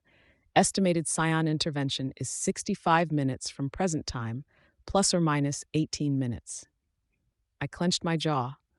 I'd committed to doing something, but I had no idea what that could be. I felt a sick feeling in my gut. Armband, status of tattletale? Out of commission. By all rights, I should have reacted, cried out, declared something. I only felt numb. This was falling apart too quickly. Status of the other Undersiders? 2 injured, Parian and Gru, which would be why Gru wasn't replenishing his darkness. I closed my eyes for a second, trying to find my center, feeling so numb I wasn't sure it was possible. Citrine's effect seemed to be maximizing the effects of Alexandria's attacks because Behemoth wasn't able to channel them into the ground. He swung his head in my general direction, and I could see the steel of Flechette's arrows in the ball of his eye clustered. Holes marked the point where the bolts had simply penetrated. Other capes had managed varying degrees of damage. The Yangban had formed a defensive squadron, using lasers to cut deep into Behemoth's wounds, and other capes clustered close to them, adding to the focused assault. And yet he advanced. Inevitable. A blast of flame caught the defending capes off guard. Their force fields and walls of stone blocked the flame from reaching the capes, but did nothing to stop it from spreading as it set fire to nearby buildings, grass, and the stumps of trees that had been freshly cut, if the sawdust was any indication. As if alive, the fires reached forward, extended to nearby flammable surfaces, and cut off a formation. They started to clear the way for retreat, and Behemoth punished them with a series of lightning strikes. Golem was already acting, bringing stone hands up to block Behemoth's legs, 2 hands at a time. Tecton moved forward, striking the earth with his pile drivers. Fishers raced across the road, brakes to keep any impacts from reaching too far. "Antlion, pit!" I shouted.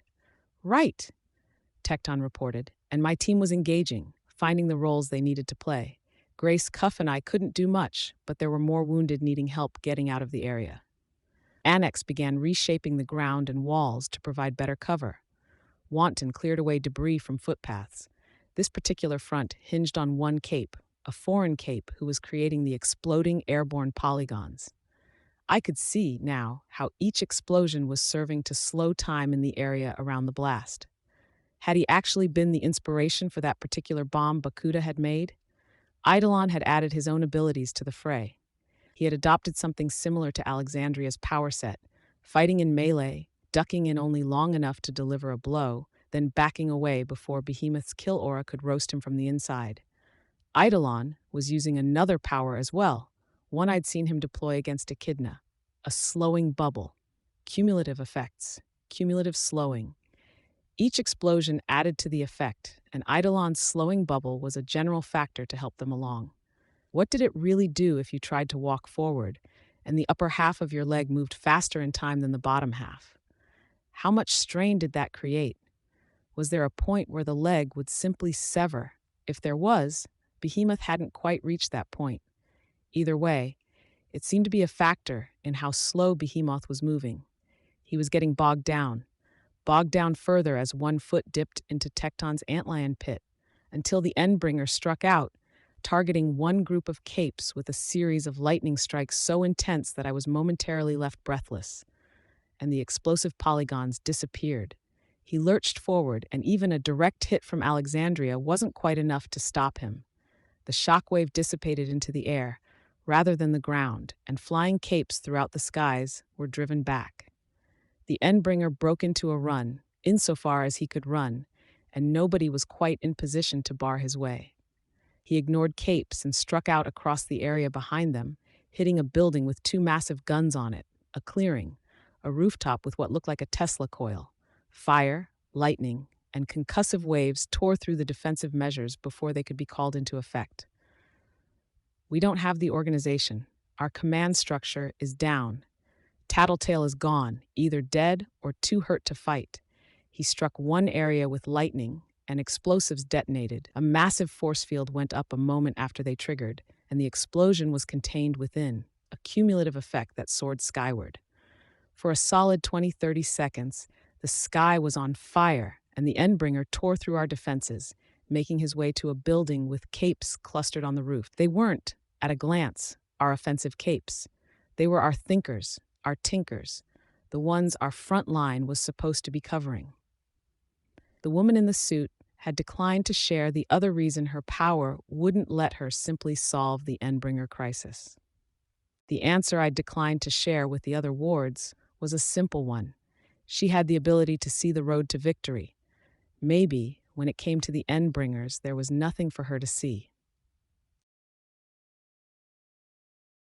Worm, Arc 24, Crushed, Part 3. Eidolon and Alexandria had settled into something of a rhythm. Though his power set was similar to Alexandria's on the surface, the eerie noises and the dimming of the light around the areas his punches landed suggested he was transmuting the kinetic energy of his punches into something else altogether. Between Eidolon's strikes and Alexandria's, Behemoth couldn't quite adapt to the point where he was redirecting every strike, let alone the barrage of ranged attacks that the other capes in the area were directing his way. The Endbringer staggered under the onslaught, but he was slowly adapting. They'd managed to pin him for a minute, even costing him some ground by driving him back once or twice, but each successive minute saw him rolling with the punches more, advancing further when he found a second or two of mild reprieve. His target, the command center. Our flying capes weren't working fast enough to clear the entire rooftop, and every shaker we had, every cape capable of putting up a force field or creating a portal, raising a barrier, was busy trying to slow down the brute. The Chicago wards, or most of the Chicago wards, were among them. I tensed, but I couldn't move without exposing myself to one of the lances of electricity that were crashing down around us.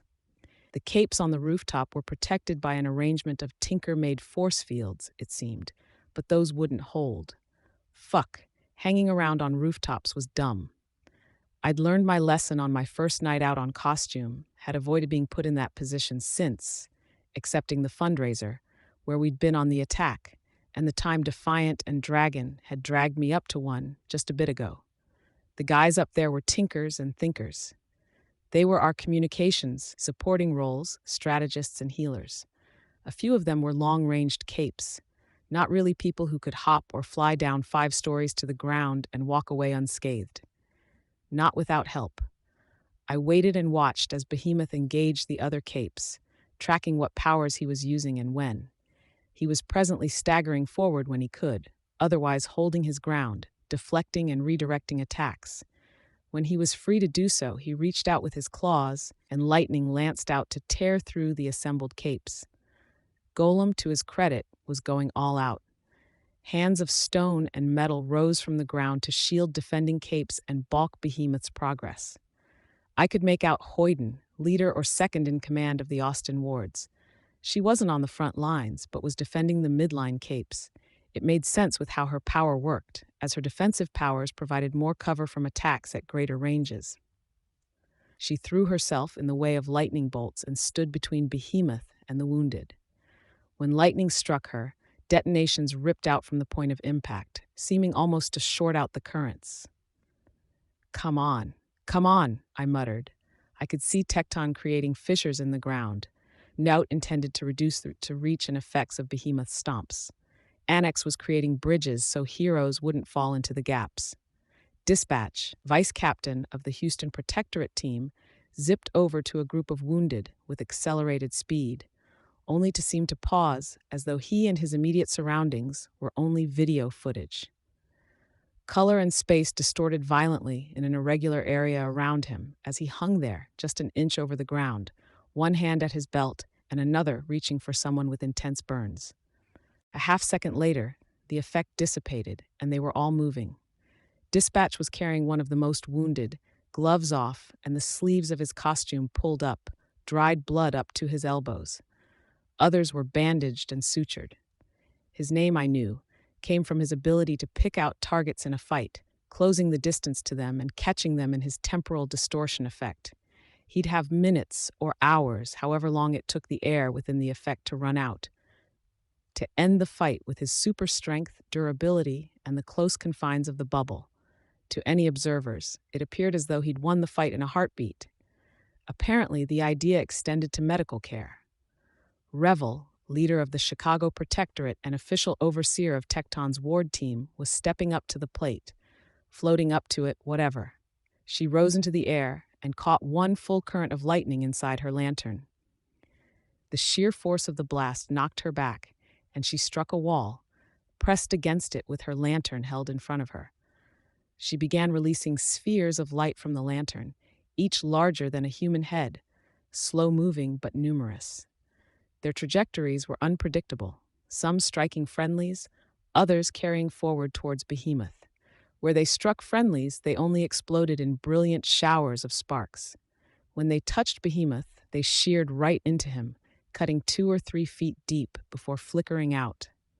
When she saw it was working, she only intensified the assault, spending the charge she'd accumulated to create 50 more orbs, before hurrying forward to intercept another stream of lightning that was flowing from Behemoth's claw tip.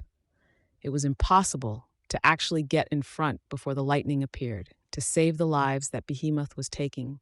With the initial moments the lightning appeared, but she was stopping the lightning from flickering to the 4th, 5th, or 6th target. That was what I was waiting for. My limited experience with Endbringers had taught me one thing. When someone actually found a way to respond, to cancel out the attacks or to deliver a measure of real damage, they changed tactics. Some capes were already responding. Captains and leaders were giving orders, and various barriers were being reinforced or thrown back up. Some were trying to give the warning, but their voices disappeared in the midst of the chaos around us. "Take cover!" I hollered, and my swarm carried my voice. It was only 2 or 3 seconds later, as the second wave of spheres drifted to Behemoth and began to cut into his torso and groin area, that he responded. His mouth opened, the craggy spikes of obsidian teeth parting, and he roared, a sound that was slow at first, growing steadily more powerful. Sound was a bitch of a thing. It could be muffled, but blocking it entirely? We didn't have GRU. I fled, cranking my antigrav to high and risking unfolding my wings to use the propulsion systems as I made my way for cover, putting as many buildings between Behemoth and I as I could. My swarm responded to my call, assisting the capes who weren't fleeing fast enough. They rose as a singular mass, a wall of tens of thousands, and absorbed the worst of the scream. I wasn't sure it was enough. Even with some distance and a dozen buildings between Behemoth and I had no defenses as it reached a crescendo. My sense of balance went out the window. My very bones hurt. Closer to Behemoth, capes were bleeding from their ears, vomiting, passing out. Organs and brains would be reduced to jelly as he continued. My bugs weren't doing much to muffle the noise or soften the damage, if they were helping at all. But my focus was on the rooftop. I'd been waiting until he stopped using his lightning. There was nothing saying he wouldn't use it now. He could use multiple attack forms at the same time. Still, he was more focused on picking off the defending capes, the ones who were suppressing the noise. Was Citrine among them? I could see the golden glow of her power in the distance. Director Tag had given me an effective ranking of 2 for every single power classification. Ostensibly, it had been because he hadn't wanted to underestimate me. Was there a note of truth to that, though? I wasn't sure about the brute or mover classifications, but did my power over bugs afford me a versatility that let me cover the bases on other fronts? They still hadn't completely evacuated the roof. The people who might have helped them down were disabled or otherwise occupied. Getting them down was key here.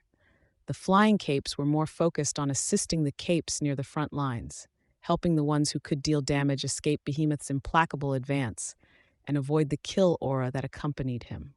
The roaring made it impossible to hear. Even seeing was difficult as my vision distorted and lost focus. I very nearly tipped over until I turned to my swarm sense. Not perfect. Even they were suffering, scattered, and dying at close range to the roar. But it gave me an orientation, a plane to compare the tilt and angle of body with. I looped to one side to intercept some of my bugs, collecting the strands of silk they'd woven in one hand, then made my way around to the back of the building the heroes were clustered on. Flying capes were settled on the ground, pausing to recuperate from the roar. I took a second, myself, to get my bearings. My back against the concrete, I could feel the building shuddering in response to the roar. But at least there was a small degree of reprieve here. When I'd caught my breath and reassured myself my insides hadn't been vibrated to pieces, I flew to the rooftop. My bugs swept over the crowd. No tattletale that I could see. No accord either, for that matter. 2 capes approached me, not quite Caucasian, but lighter skinned than the Indian capes. One had a costume with a spiral to it. The other wore armor with tiny faces that looked like babies' heads. Was he a villain? They were rattling off something in French or Spanish as they reached out to take my hands. Their eyes were wide with fear and alarm. "I can't carry you," I shouted, raising my voice to be heard over the perpetual roar. "My flight pack isn't strong enough." They clutched at me, and one even pushed at another cape who'd gotten too close. A little too much, too intense, here, too forceful. "I just want to find Tattletale. I'll find a way to help you once I've done that." "Back off," I said, raising my voice. The guy with the faces on his armor shouted so forcefully that spit flew from his mouth as he pointed to the ground beyond the building. He approached me, trying to hug himself tight to my body. I pushed him away and backed up, trusting the antigrav to hold me aloft. One of the capes on the rooftop approached me, pushing her way through the crowd. She wore a golden mask with a woman's face, the mouth parted a fraction, with a black bodysuit. It was softened a touch by the loose black cloth that draped down from her golden shoulder pads and breastplate. The black didn't look so dramatic as it might have, mottled a brown-gray by the loose dust that had accumulated on it. "Weaver," she said, her voice melodic. "Arbiter," I responded. One of Rhyme's underlings. The one with the social danger sense, force field and sonic beam. I supposed her force field wasn't quite large enough or versatile enough to offer a bridge down to the ground. "I've got other stuff I need to pay attention to." "Don't suppose you speak French or Spanish?" "Portuguese," she said. "And no, but give me a moment." She turned to the capes, but a heavy crash interrupted her before she could speak.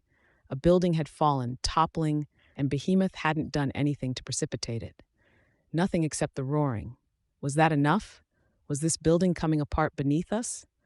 Where the hell was Tattletale? My bugs flowed into cracks in the building, checking rooms only to find them empty. "Hurry," I said. I turned my attention to my swarm. They extended out beneath me, forming into neat lines. My bugs were slow to move through the structure. I had to use the cracks that already existed in the walls, ducts and vents that just happened to be open. "Speak to me," Arbiter said to the Portuguese capes. The one with the spiral costume chattered out something I couldn't even guess at. Arbiter nodded. In very broken Portuguese, she asked a question. The spiral man looked at the one with him, gesturing. In less broken Portuguese, she spoke again. That prompted another burst of explanation, or what I took to be exclamation. They sounded desperate, afraid. When she responded, she spoke just as quickly and flawlessly as the 2 native speakers. She'd picked up the language in a matter of 3 exchanges. I bit my tongue as the roar abruptly intensified, jarring me enough that my jaw was slammed shut. It wasn't that he was roaring louder. One of the capes who'd been keeping the worst of the noise at bay had fallen. Focus. My bugs extended lines of silk to the ground, while others held it aloft and kept it more or less straight, allowing the lengths to be carefully measured, the amount of slack controlled. "Weaver," Arbiter said, raising her voice so I could hear her. I turned around. "I don't quite understand. There's a gap in translation, but he says he's pregnant with his dead teammates," she said. Her voice cut through the noise. "They're asking for him to be rescued next." Pregnant with dead teammates? Suddenly, the little faces on his armor seemed twice as creepy. I really hoped that was a tragically bad translation. Parahumans could be so fucked up sometimes. "He gets rescued with everyone else," I said. "There's no way to prioritize." "Right," Arbiter said. I secured the lines of silk on the roof's edge and on the ground. I then pulled off a shoulder pad and retrieved the strip of silk that had held it in place. I folded it over the cord and stepped over the edge, letting myself slide down the length of the cord. Both ends were tied, and the slack was enough that it should ease people to the ground. I was okay with doing the test run, as my flight pack could handle the fall. It didn't break.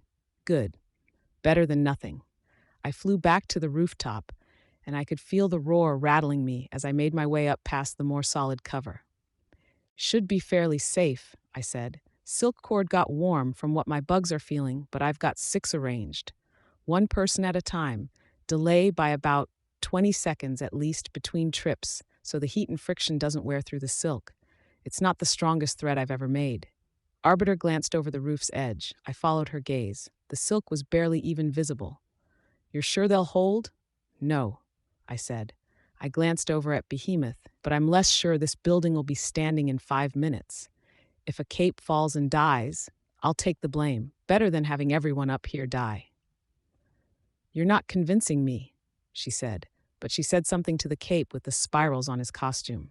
With gestures and careful explanation, she got him to step up to the front, pulling his glove free of his fingers, using the excess fabric to slide down the silk line. My bugs checked it after he'd passed. Warm, but not so much that I was worried it'd split.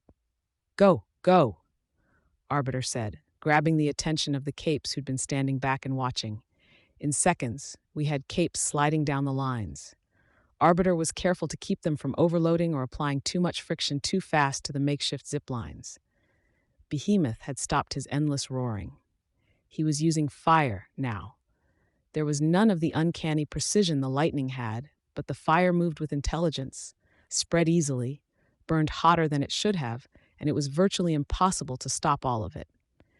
It slipped between force fields, between the fingers of Golem's stone hands, and it ignited any fabric and wood it touched, set grass alight. I had to pull back my bugs. I'd managed to keep the vast majority from dying, some fires and casualties from the roaring accepted, but this wasn't a place where they'd help. 6 more capes made their way down the line. Arbiter used her force field to block some more agitated capes from making their way down before it was time. She spoke in one of the local languages to the group. "Thank you," I told her, "for helping keep this sane. If it comes down to it and the cords don't hold, I'll lend you my flight pack. I can control it remotely. Give it to someone else before you give it to me," she said, without looking at me. "Right," I answered. "Listen, I'm—" A cape gripped the cord for his turn, only to turn out to be far heavier than he looked. Arbiter placed a force field under him, but it didn't do much more than slow his descent as he crashed through it. 5 cords remained, and there were too many capes here. "Fuck," I said. "He's okay," Arbiter observed, but the others seemed more reticent now. "What the hell is going on downstairs? Are stairs too difficult?" Arbiter shook her head. "Government building. It's set up to lock down in a crisis," which it did. A rogue cape turned on the people inside, so the metal doors closed to protect others. We've been reeling since. Command structures down, our battle lines collapsed. "You're talking about Chevalier?" "Yes." "Then where's Tattletale?" "I don't know who that is." Teenage girl, dirty blonde, costume of black and light purple. She would have been with a short man wearing a suit. "I saw them. They went downstairs with Chevalier." I could feel my heart in my throat. "Where are they now?" "With other wounded. We're relaying them a half-mile that way," Arbiter pointed. "Far enough away that Behemoth won't be endangering them anytime soon." Behemoth generated a shockwave, and one force field at the front of the roof flickered and died. A tinker moved forward to try to restart it and was struck down by a bolt of lightning before she could. A wave of capes mustered the courage and slid down. There were only 11 of us on the rooftop now, myself and Arbiter included. I checked the lines, then cut one that was too frayed. 4 left. 4 lines left, I reported, before someone reached for one that wasn't there. My thoughts, though, were on Tattletale. Injured or dead. Go, Arbiter said. To your friend, your teammate, your partner, whatever she is to you, she's important. I shook my head. You need me. I can use my bugs to check the lines are okay. There won't be any major difference if you're here or not. 3 more trips. A flying cape touched the rooftop only long enough to take hold of one of the people on top, then took off again. Maybe 2 trips and we're clear. I'll go last. Go. Another shockwave knocked out another force field panel. A tinker was working on the generator, best as she could while hunkering down behind the sole remaining panel. She said something frantic. I couldn't understand her, whatever her language, but I could guess. It wasn't her tech. I hesitated, wanting to take the offer to escape. Then I shook my head. I'll stay. Tattletale's important to me, but so is doing what I can here. I can check the lines in a way nobody else here can. Arbiter only nodded, her eyes on the ongoing fight. I drew up decoy swarms, placing them across the rooftop, and stepped off the rooftop, hovering and using the building for cover. Arbiter raised her force field to fill some of the gap in the tinker-created field, crouching in the crowd of swarm people. Others followed suit. I covered them as much as I could without obscuring their vision. Seconds passed before Arbiter gave the go-ahead.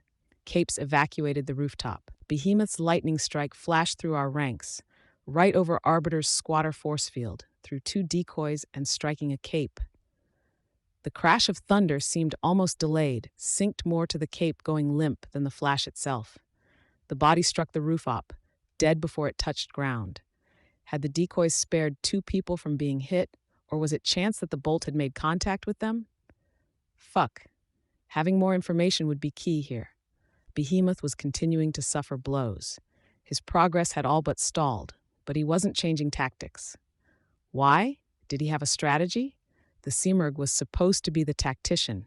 Leviathan had the brute cunning. Was Behemoth harboring a certain degree of intelligence?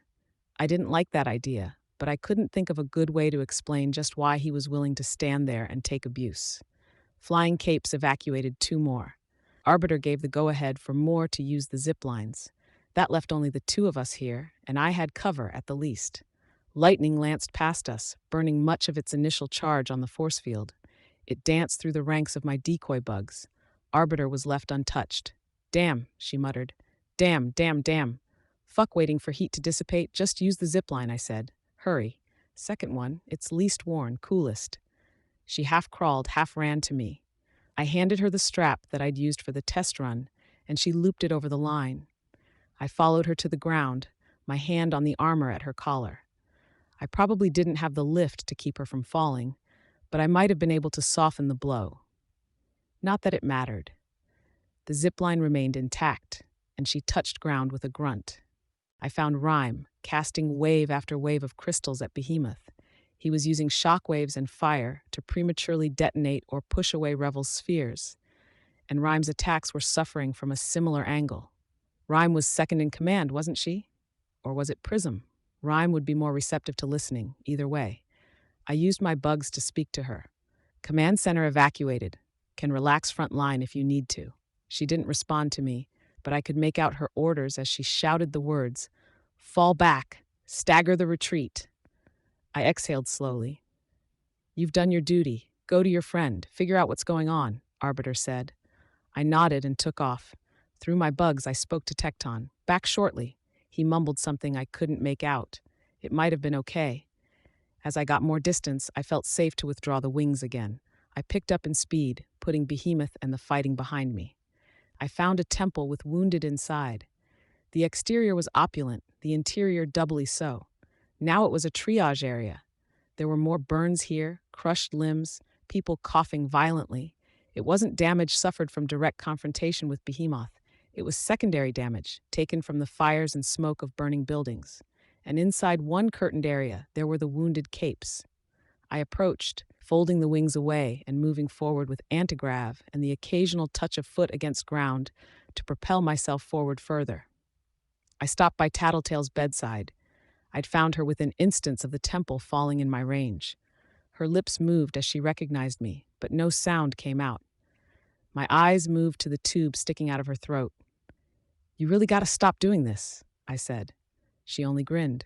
She reached over to the bedside table and retrieved a pen and notepad. Her grin fell from her face as she wrote something, then tore the page free, handing it to me. "He's going easy on us. All Endbringers are, but Behemoth holding back, even from moment he arrive, taking more hits than he should." "We already knew that they're holding back for some reason," I said. "The way they space out attacks, they could accelerate the timetable or coordinate their strikes if they wanted to fuck us over." Another note, they want to lose, I think. Set themselves up to fail, but not fail so bad they risk dying. Levi was after something. Noel, I think. But why didn't he show up closer to downtown? "I don't know," I said. I felt a little chilled at the idea that this was the Endbringers pulling their punches. Big B wants something, not at India Gate, somewhere past it. Why not come up right underneath it? "I don't know," I repeated myself. "It doesn't matter. Matters. Looked at past attacks. Pattern. Small pattern. Behe attacks nuclear reactor, appears some distance away. Attacks birdcage. Appears in Rockies, no sign he was close or beneath cage. Pattern says he wouldn't emerge this close if he just wanted to attack India Gate. He attacking something north of it. Just tell me, is there anything I can do?" I was trying to find his target. Accord was trying to find way to stop him, coordinate counteroffense. Accord dead, I useless. Get me computer? Maybe I can help still. Pale here not helping, scared of me. Accord was dead? What did that spell for the Undersider Ambassador Alliance? No, I couldn't let myself get distracted. There were more immediate concerns. "Computers are probably down," I said. "I think there's too much electromagnetic energy, no cell towers, no radio, no internet. Armbands aren't working, and I'd expect them to be the last thing to stop working." She spent an inordinate amount of time writing the next message. I shifted my weight from one foot to the other while I waited for her to finish, then accepted the note and read it. Fuck. Each letter had been traced over several times, and the entire thing had been underlined twice. I glanced at her, and she was scowling, already writing the next message. "I'll see what I can do," I said. "You're a distance away from the fighting. Maybe a phone works." But she was already handing me the next piece of paper. "You go, find it. Find his objective. There's other capes better for that than me. Get help then, but you can use swarm, search. We win this by denying him his target." I frowned, but I didn't refuse her. I started to leave, then hesitated, turning back to her. I opened my mouth to speak, then saw the note. "Go already." "I okay? I get healer another day, not worried." And I was gone, flying over the heads of the wounded as I made my way to the front door. The availability of healing made for an interesting, if ugly, dynamic. Capes like Tattletale, capes like me could be reckless. We'd get our faces slashed open, our backs broken, our throats severed, blinded and burned, and we'd get mended back to a near pristine condition. Tattletale still had faint scars at the corners of her mouth, regenerated by Brian after his second trigger event, but she'd mended almost to full. I'd had injuries of a much more life-altering scale undone by Panacea and Scapegoat. If we died, we were dead, no question, unless I gave consideration to Alexandria's apparent resurrection. But an injury, no matter how grave, that was something that could be remedied. It lent a feeling of invulnerability, an image of invulnerability. So we continued being reckless, and we would continue to be reckless until something finally killed us off. Was there a way to break that pattern? Could I afford to? My ability to throw myself headlong into a dangerous situation was part of the reason for my success. I looped back towards the main confrontation, finding the thinkers I'd helped off the rooftop. Some were moving to assist allies, others were fleeing. One pocket, at a glance, seemed to be trying to form a second command center. I moved towards the cluster of them. 2 Indian capes, 1 Caucasian. "English?" I asked. "Yes," the Caucasian said. "Just me." "Trying to enlist help. Names and powers?" "Kismet, balance thinker," the Caucasian said. He wore a white robe with a hard, faceless mask that had only slits for the eyes. "And the other 2? As far as I can tell, fathom and particulate. Best translations I can give. My Punjabi isn't strong. Their powers? I asked, with a restrained patience. Displaces people or things to another dimension, filled with water, brings them back. Particulate's a dust tinker. What the fuck is a dust tinker?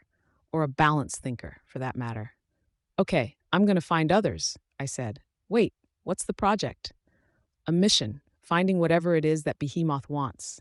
We've got others on that already.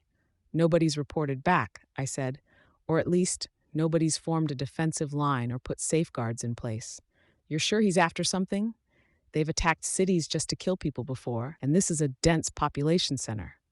He's after something, I said. He's got a direction, and a friend told me he's targeting a point beyond where the heroes are searching. We'll help look, he said. He rattled off a few lines of Punjabi to the capes in his company. One of them, Particulate, I took it, removed what looked like a fat smartphone from one pocket. He peered at it, some sort of scanning instrument. Hey, either of you have a phone? I asked. Kismet nodded, then handed me the phone. Can I keep it? I asked. I can get it back to you later, probably. He made an exasperated noise. I thought you wanted to make a call, not keep it. It'd be for a good cause, I promised. He sighed. Take it then. I wound silk around it and then had Bugs carry it off in Tattletale's direction. You think it's a cache of nuclear weapons or what? Kismet asked me. I don't know, I said. Go look towards India Gate. I'm going to round up others. On it, he said before speaking another line of Punjabi. And kid? I hesitated in midair. Thanks for the escape route from that rooftop. I didn't respond, taking off. Rude, maybe, but taking the time to respond was stupid when there was this much going on. Making me wait while he thanked me was similarly dumb. I waited until the phone reached Tattletale's hands, then drew closer to the fighting and the capes who were closer to the battlefront. When Rhyme was in my power's reach, I contacted her. Tattletale thinks she has a lead on Behemoth's objective, mobilizing thinkers to find it. I was nearly drowned out by the chaos of the fighting. Behemoth was standing partially inside a building, and it was blazing, pieces of it falling down with every heavy impact the heroes delivered. Say again, she said. I repeated myself, speaking the words aloud under my breath to gauge the proper way to form the sounds with my swarm. Good, she said. And that was all. She was fighting again, trying to freeze the building so Behemoth was encased. I found 2 more thinkers and gave them directions. We'd search the area beyond the Rajpath. Behemoth generated a shockwave, and I could sense the heroes reacting to it. The only cover here was cover heroes like Golem were creating, and the concussive shock traveled through the air, knocking capes off their feet or out of the air. I grit my teeth and pressed my back to a building as it rolled past me, fell over at the impact. The Endbringer strode forward, using the momentary break in the attack to cover more ground. Unfortunate capes who'd been pushing their luck were left trying to run for cover, only to be caught within his kill aura. Rachel rescued 1 or 2, though the heroes might have debated the nature of the rescue. Her dogs seized people in their mouths, running, dropping them at a safe distance, before moving in to retrieve more people. Some of the rescued individuals were left slowly climbing to their feet, no doubt bruised from the dog's teeth and dripping with drool. One dog, a person in its mouth, was struck by a bolt of lightning. It fell, sprawling, then slowly climbed to its feet. I could tell with my bugs that the person in its mouth was no longer alive. Still, it dutifully carried the body to safety and deposited it on the ground, before limping back towards the battle. I belatedly remembered to pay attention to my team. Tecton was busy erecting barriers, raising the earth in shelves with his pile drivers. Annex was reinforcing everything, fixing other people's work, providing loose cover for ranged heroes to hide behind, and delaying collapses. Powerful. Grace, using her strength to carry the wounded. Wanton was venturing into more dangerous ground with the safety of his telekinetic body, returning to human form to help the wounded and trapped, then retreating with the same form, moving on to the next person. Cuff was helping a tinker. Golem was forming barriers, limiting the movements of Behemoth's legs, and shoring up the building the Endbringer was wading through. The constructions weren't doing enough. We needed to change tactics now that this wasn't working, sort of like the Endbringers did. If not constructions, then maybe destructions. Tecton, pits. Have Annex cover them, I ordered. Think controlled collapses. I couldn't make out his response. I hoped that didn't mean he couldn't make out my statements. You're in charge until I get back. I have other orders, I added. I returned to collecting thinkers and other stray capes, taking only a minute before heading for our destination. There were heroes and PRT officials at India Gate and lined up across the Raj path. A handful of thinkers and tinkers were here. Not ones I'd sent, but official ones, directed to scan and search for whatever behemoth might be after. Search north, I communicated, sending moths and butterflies to pass on the message. I didn't wait to see if they'd listen. I kept moving. I zigzagged across the landscape, scanning every surface with my bugs as the fighting continued in the distance. Behemoth wasn't quite visible from this vantage point, but the cloud of smoke and the lightning suggested it wouldn't be long. How many capes had he killed? How many more would die? I crossed paths with Particulate, who had apparently been filled in by Kismet. He handed me one of the scanning devices, and I took off. Damn tinkers. Their stuff was making life so complicated now. Too many things to keep track of. Antigrav, propulsion, sensing things with my bugs, paying attention to what I was sensing with my bugs, coordinating people, with sectors for them to cover, and now tracking the stuff with the scanner. Not that it was impossible. I was managing everything but the bug speak without a problem. The scanner showed me only gibberish at first, with 16 bars divided into 8 individual pieces, each of which could be any number of colors. Each rose and fell as I moved and as I turned the scanner. Moving past Particulate, I noted that the rise and fall of the bars was linked to my relation to his scanner. We were triangulating. Or did we not have a third? Kismet was somewhere out of my range at present, as was Fathom, so I couldn't be sure.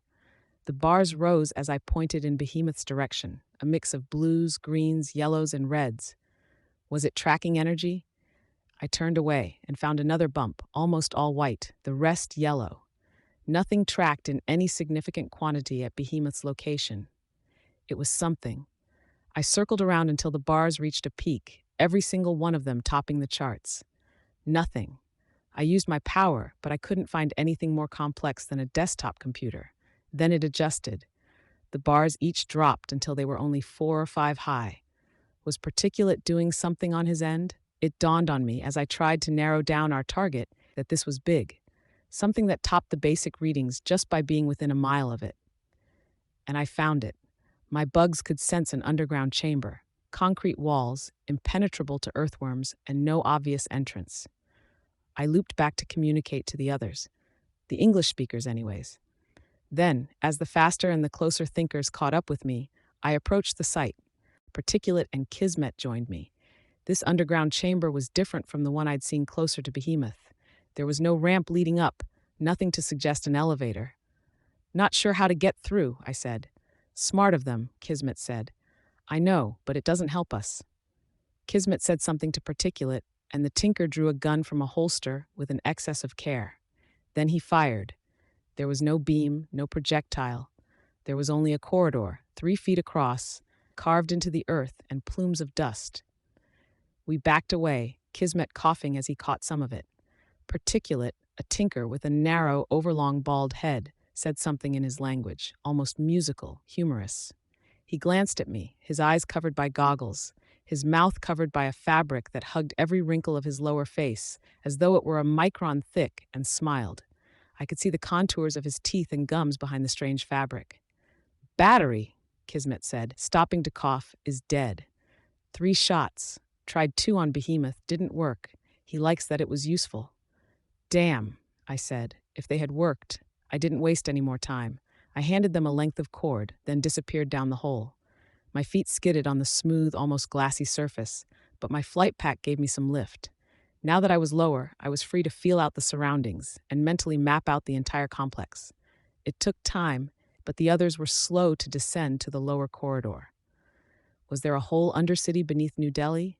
Some kind of subterranean realm of corridors and rooms, large and small? Did the good and bad cold capes accidentally dig into each other's corridors at any point? Collapse sections of each other's undercity? Geez, it wasn't like the city wasn't large enough already.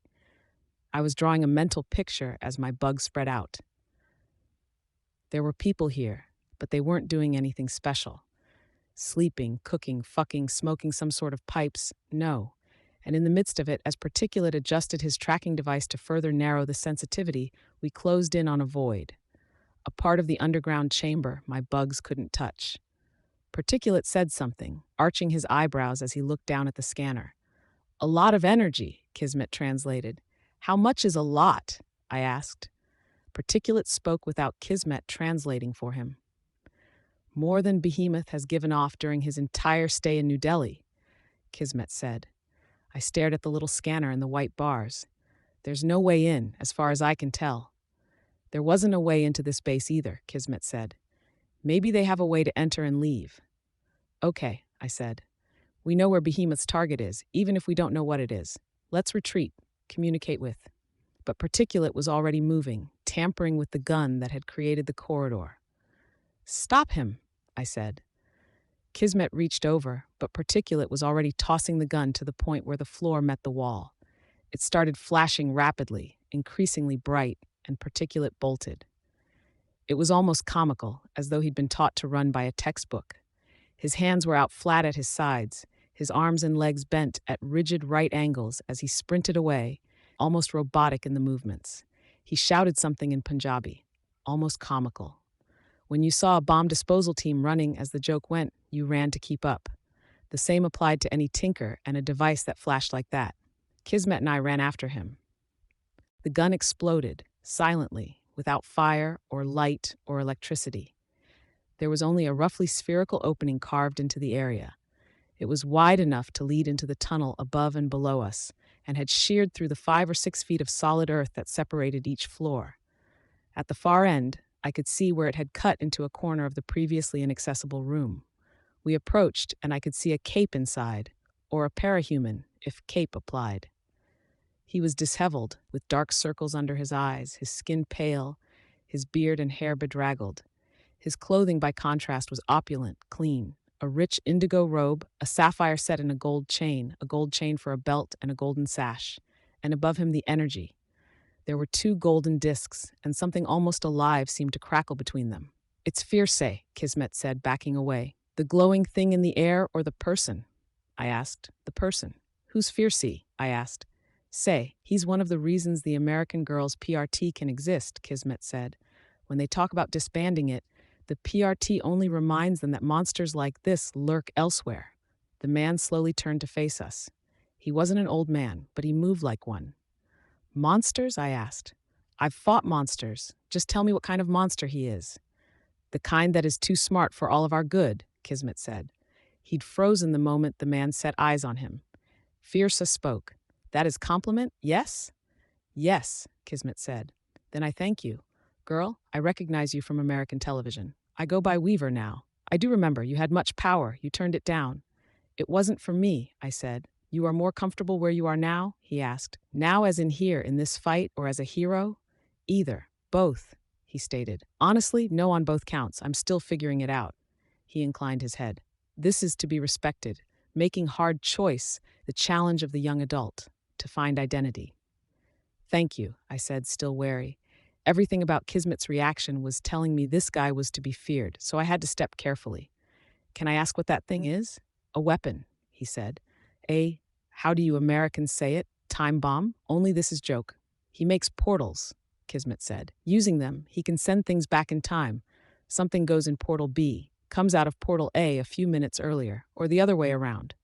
Or, as I discover, I make loop, Fierce said. Weaponize, simple light, captured in one moment, redoubled many times over. I move gate, and that light will pour forth and clean. I could remember what Particulate had said, more energy than Behemoth had created since arriving in this city. Only this would be directed at a single target. Clean isn't the word you want, I said. Scour. Scour, Fierce said. He inclined his head again. I thank you. Behemoth wants his hands on it, I said. On that energy. I want this on Behemoth. Do great harm, even kill. Shit, Kismet said. He backed away a step. This is... Stay, Fierce said. His voice was quiet, but it was clear he expected to be heated. Kismet glanced up at the glow, then turned to run. He wasn't even turned all the way around when there was a flicker. A man appeared just in front of Kismet, a teleporter, and his forearm extended through Kismet's chest. Then he flickered like a bad light bulb, and he was gone, leaving only a gaping hole where the arm had been. Kismet collapsed, dead. A teleporter who can bypass the Manton effect. Stay, Fierce told us again. He hadn't even flinched, but the space between his bushy eyebrows furrowed as he stared down at Kismet. My heart thudded in my throat as I glanced down at the body. Particulate said something, spitting the word. Fierce said something in Punjabi, then turned to me. Is rude to speak in language you cannot understand. He call me evil, so I not speak to him further. But you understand, do you not? You know what form this war take? The danger we all face, from monsters like that, from others? I don't think many top the Endbringers, I said. Maybe not so. Maybe. But you have tried being cold. Killing the enemy, yes, because ruthless is only way to win this war. I met some people. I think they were your adversaries, I said. Glowing eyes, reflective, like mirrors? Yes, enemy. They petty evils that walk this city. Organized crime, slave, prostitute, murder, mercenary. My side, we root out corrupt, ruthless. Government prefer them to us. Paint us as evil, pay them to carry on. But you know what this is like, yes? More or less, I said, not breaking eye contact. And those guys, they're ruthless in the same way you described, I guess? More, less, he said, as if he were trying on the phrase, yes. You want to hit Behemoth with this time bomb, I said. But I think that's what he wants. He's holding back. My thinker friend, she said so. He's taking more hits than he should, and I'm just now realizing he might be doing it because he wants to be ready for when you hit him with this. He'll push it out into the ground or into the air. Yes, this is likely, Fierce said. This is what he may want. I hope for the second or third. This will have to do. They've tried this stuff before, I said. Nukes, gigantic railguns, tricks with teleportation and portals. It doesn't work. You won't do anything except get a lot of people killed as collateral damage. We time this. Strategic, Fierce said, calm as if he were talking to a panicked animal. Come, step in. Right, I thought. Approach the temporal bomb. But I did. No use ticking off the guy with the murder teleporter on call. Particulate followed me as I navigated the way to the room's interior. There were television screens all across the wall. 5 showed the ongoing destruction from distant cameras. 2 showed grainy camera footage. The last showed what looked to be an Indian soap opera. Thirsty, Fierce commented. The teleporter flickered into existence, then disappeared. Fierce had a bottle of water in his hands that he hadn't held before. He turned our way, bushy eyebrows raised as a faint smile touched his face. Might I offer you anything? I shook my head. My stomach was a knot. My heart was pounding. Particulate said something, but Fierce ignored him. We watched the first, Fierce said. He let his guard down. I strike. I've seen an Endbringer fool another brilliant man who thought he had a surefire way to win, I said. They're cleverer than we think. What if Behemoth fools you? Then New Delhi pay for my mistake, Fierce answered me. I have daughter there. She joined bright heroes, popular ones. She pay for my mistake if she still lives. I live down here, spend life mourning. He looked genuinely upset at the idea. You want to win? I asked. You take that thing, aim it for the sky, deplete it, so Behemoth's entire goal for coming here is gone. Is a chance, Fierce told me. To strike them harder than anything yet. You tell me, is that not worth it? Worth risking this city? Your daughter? The lives of the heroes here? Yes, is worth. No, I retorted. He looked at me, and I could read the unhappiness in his expression. Not a condemnation, or even him being upset with me. Disappointment in general. The woman in the suit told me there were people with their own agendas. Monsters. This is one of them, and he thinks we're kindred spirits. I tell you because you are ruthless, Weaver. Do not stop me, he said. I die, focus waver, time bomb explode, aimless, no direction. Indiscriminate, I supplied a better word. Indiscriminate. Fierce echoed me. India gone, you die, even down here.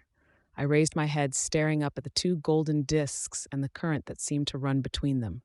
I would have thought it would be brighter. Hero fall. We wait, he said.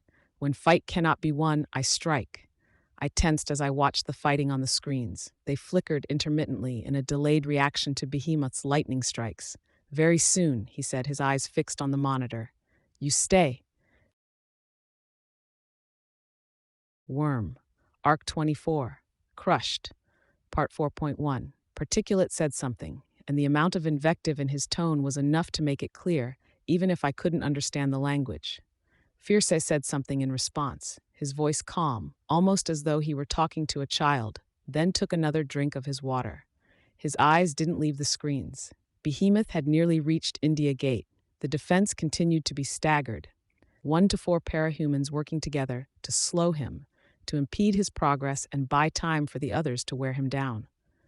When they failed, the measures circumvented or the capes in question killed, he advanced, the heroes retreated as best as they were able, and they enacted the next counteroffensive.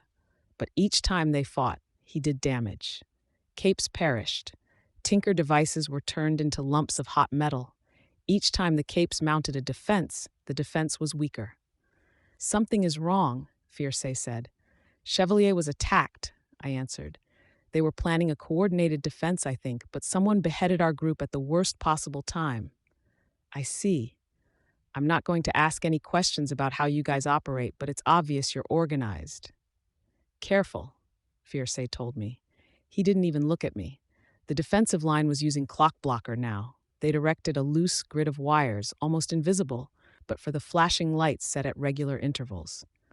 Alexandria and Eidolon were trying to hammer the Endbringer into the barricade. You've got secrets to protect. Fine, cool, I'm not going to pry. But maybe we've walked similar paths. We had similar practices, probably. He cast me a momentary glance over his shoulder, meeting my eyes for a second before he turned back to the screens. An acknowledgement, without accepting or denying my point. My old team wasn't nearly as effective as you guys seem to be, but we operated in secret. We understood some key elements. The need for information, having to know when to go on the offense, being unpredictable against enemies who are already expecting you to try and catch them off guard. Talk slower, please, Fierce told me. My English is not strong, and I am very tired. He looked like he might drop any minute, like he'd barely eaten, hadn't slept. How long has it been since you slept? I asked. 3 days. We thought an Endbringer would attack soon, so I prepared to be ready when the time came. Too early, I had to stop, restart. This time he came, but I am weary. The talking is good, distracting without being dangerous. Continue, please. What happens if he nods off? I wondered, looking at the time bomb. The same thing he'd stated would happen if he were killed or knocked out. Okay, I answered. I took a second to compose my thoughts.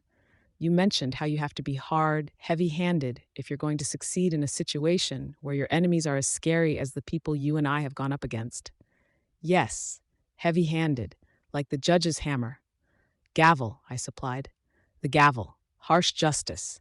Crush the enemies who cannot be converted to your side or convinced to do otherwise.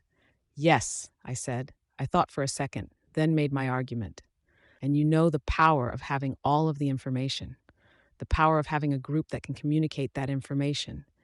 Communication is key, and a group that doesn't even need to communicate because they function so well together is better yet. You had this, with the Undersiders. We were close, and losing that, it's scary. Maybe the least fun part about being a hero. But you understand? You agree about information and communication? He didn't respond as he watched the screen. Is he going to nod off right here? On the monitors, a successful hit on Eidolon's part struck Behemoth into the grid of wires.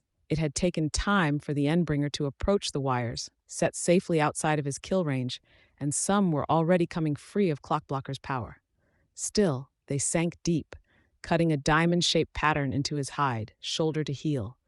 Alexandria charged, trying to drive it home, and Behemoth struck out with one claw, a swipe. He must have captured all of her forward momentum and motive impact and redirected it at her, because he didn't move an inch in response to the hit, and she crashed into the ground at a shallow diagonal angle. Her body carved a trench a few 100 feet long, judging by the cloud of dust that rose in her wake. Behemoth lurched forward, and the grid of wires cut him again on their way out. Chunks of flesh were carved free. The Endbringer clapped his hands together, and force fields went down, defenses and defending capes falling in response to the impact. Clockblocker's grid of wires dropped out of the sky, blinking white lights falling like sparks from a large firework. I suspected that I knew what it meant. Shit. I hoped he was okay. Clockblocker wasn't a bad guy, as heroes went. I agree, Fierce told me, belatedly. And I think I see what you are going to say. Let's communicate with them. With everyone. Half the screwed up crap I've seen, it's been because we're fighting between ourselves. The best achievements, the truly heroic stuff I've seen, it's been when we work together. So let's maximize our chances. You have been doing this how long? A year? Months. I have been doing this for 10 years. I admire you for retaining your, he trailed off. Idealism? Not a word I'm familiar with, Weaver. Faith? Faith works. I have none left after 10 years. No faith. We are a wretched, petty species, and we have been given power to destroy ourselves with. Ironic, given what you're trying to do here. You're going to kill people, kill bystanders on a gamble. Fierce peered at me. What chances would you give this gamble? 1 in 3? His stare was cold as he met my eyes. 1 in 3. That is, perhaps unfair. No matter. If I'm wrong, we lose this city. If I'm right, we kill Behemoth. I would take those odds, Weaver. I would take them.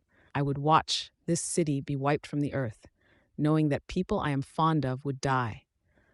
I live in a civilian guise most days, waiting until I have a task from those more powerful than I.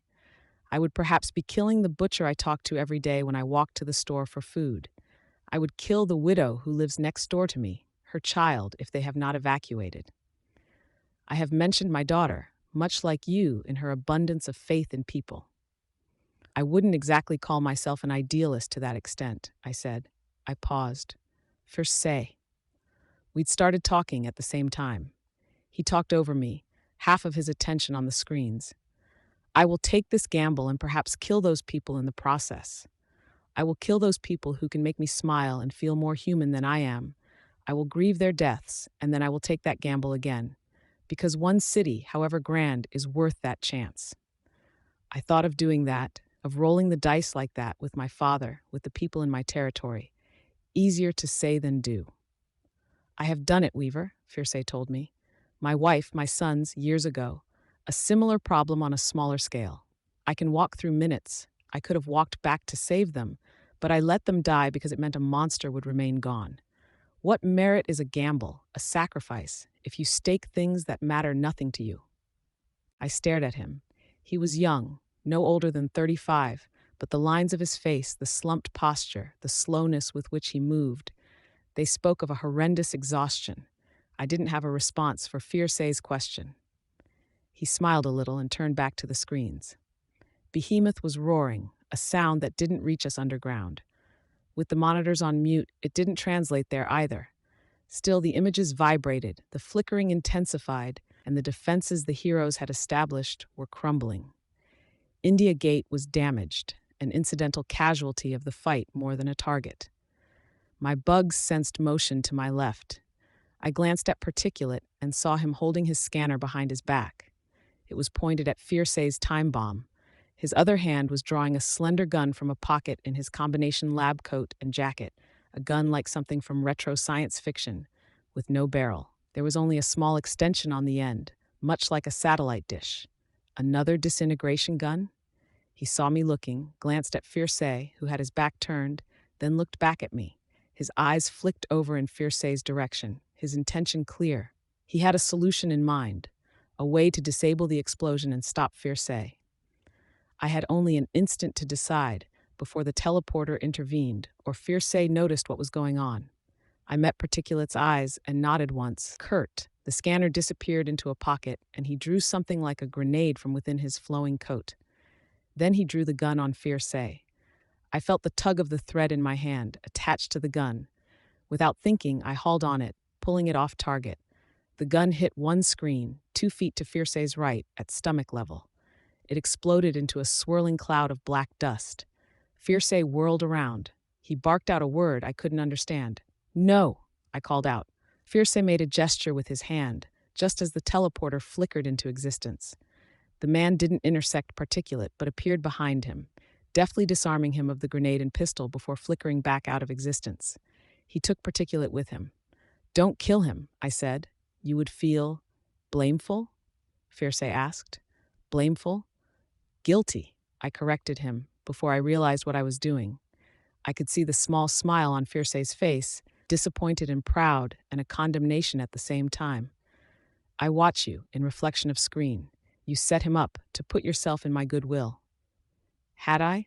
Not wholly consciously. I'd set up the string. But how much of that was intentional? Was it habit now to have a measure on hand when dealing with any weapon? I focused on the swarm, focused on the cords and threads that traced the room. One in the doorway, one at each of Fierce's feet, just waiting for me to finish the deal and bind him. Others extended between us, spiders poised to cut the threads or tie them, as the situation demanded. The passenger, or was it me, being wary?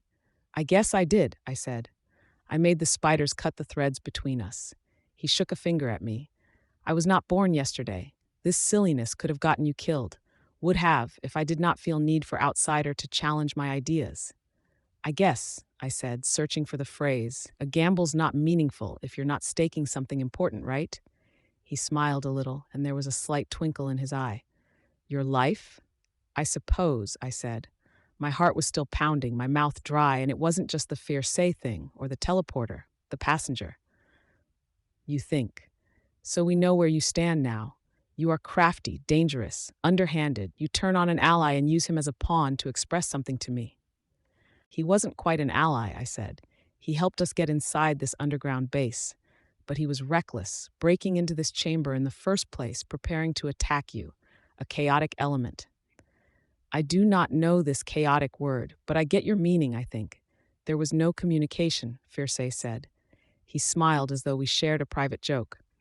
I'm doing what I have to ensure we all come out of this ahead, just like you. But I didn't get the ability to manipulate time or to create this sort of time bomb. I work on a smaller scale. I get the joke, Fierce told me. It is joke? Small? Sort of, I said, and I smiled a little in return behind my mask. This guy was borderline unhinged, too much power in too unstable a package, and I almost liked him.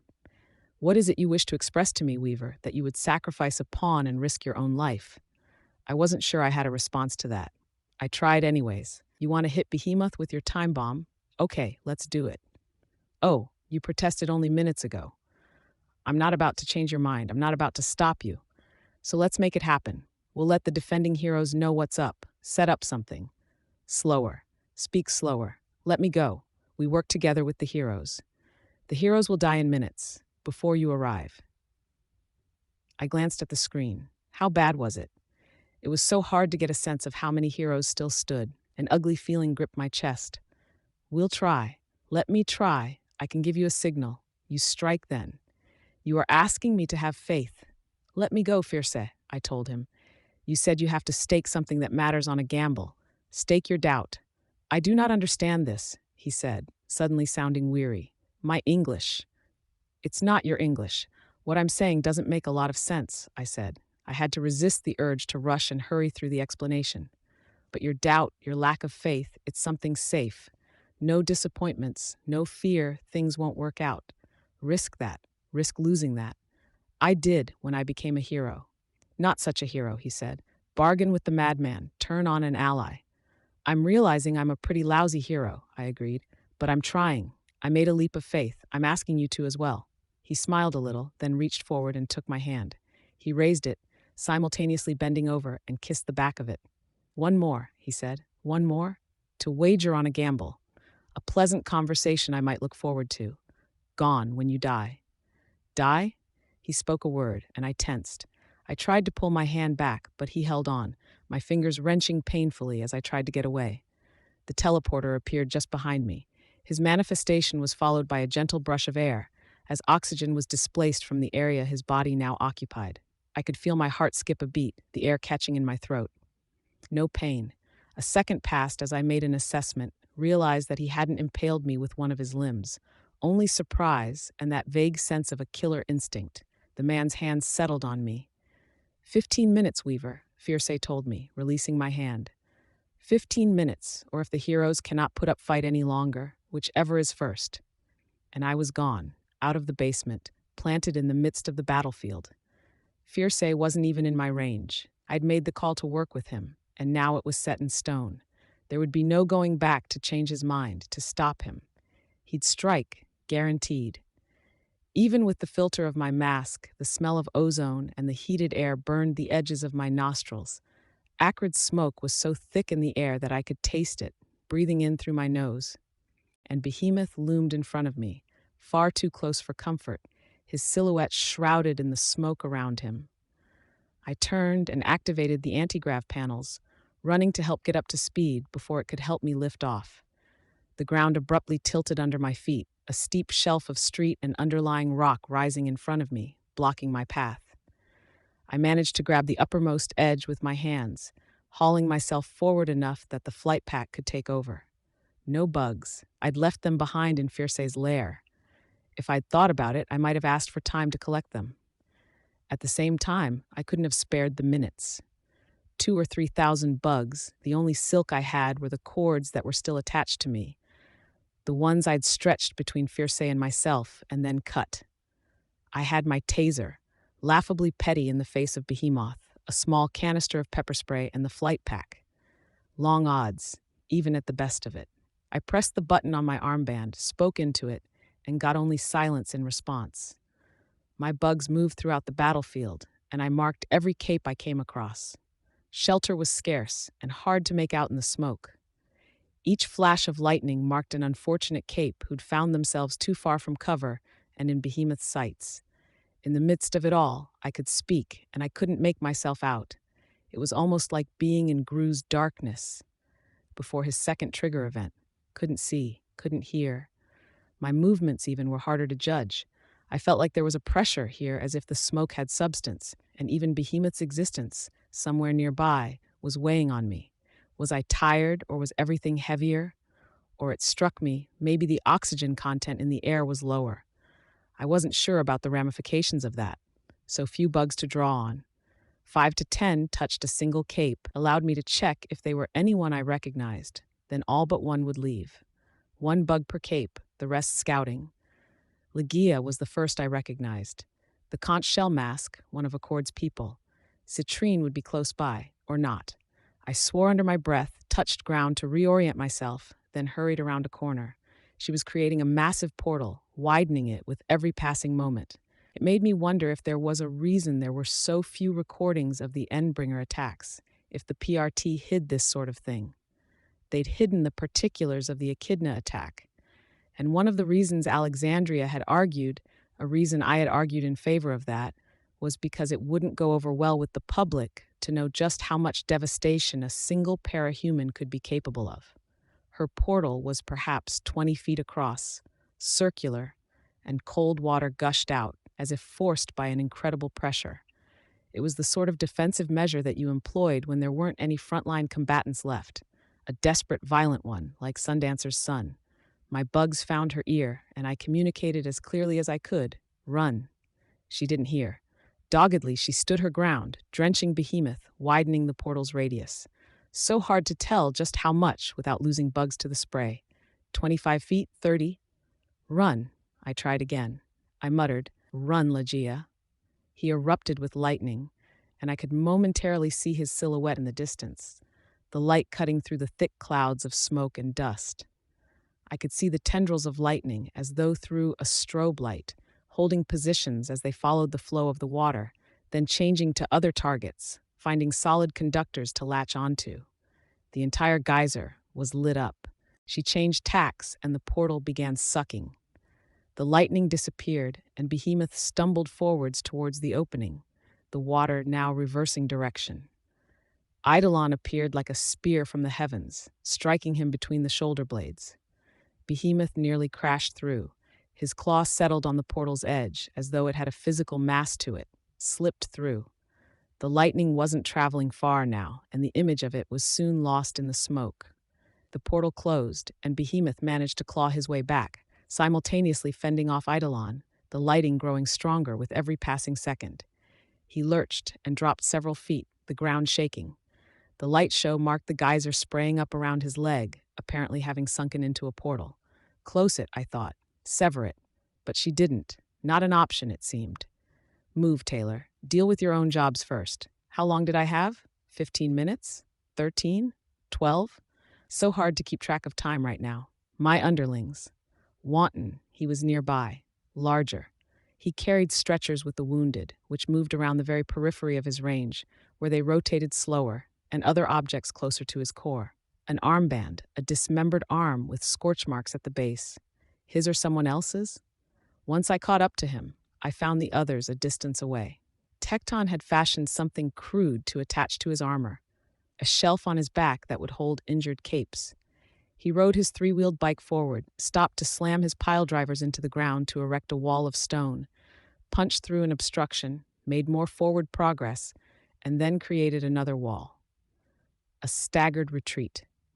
Grace, Cuff, and Golem followed, each with wounded behind them on their vehicles. Annex, I couldn't find him with my bugs. He was either swimming alongside them, helping to clear the way, or he was injured. I was on my way to catch up to them when Ligeia was struck down. A chance lightning bolt had struck her, just like that. Behemoth surged to his feet.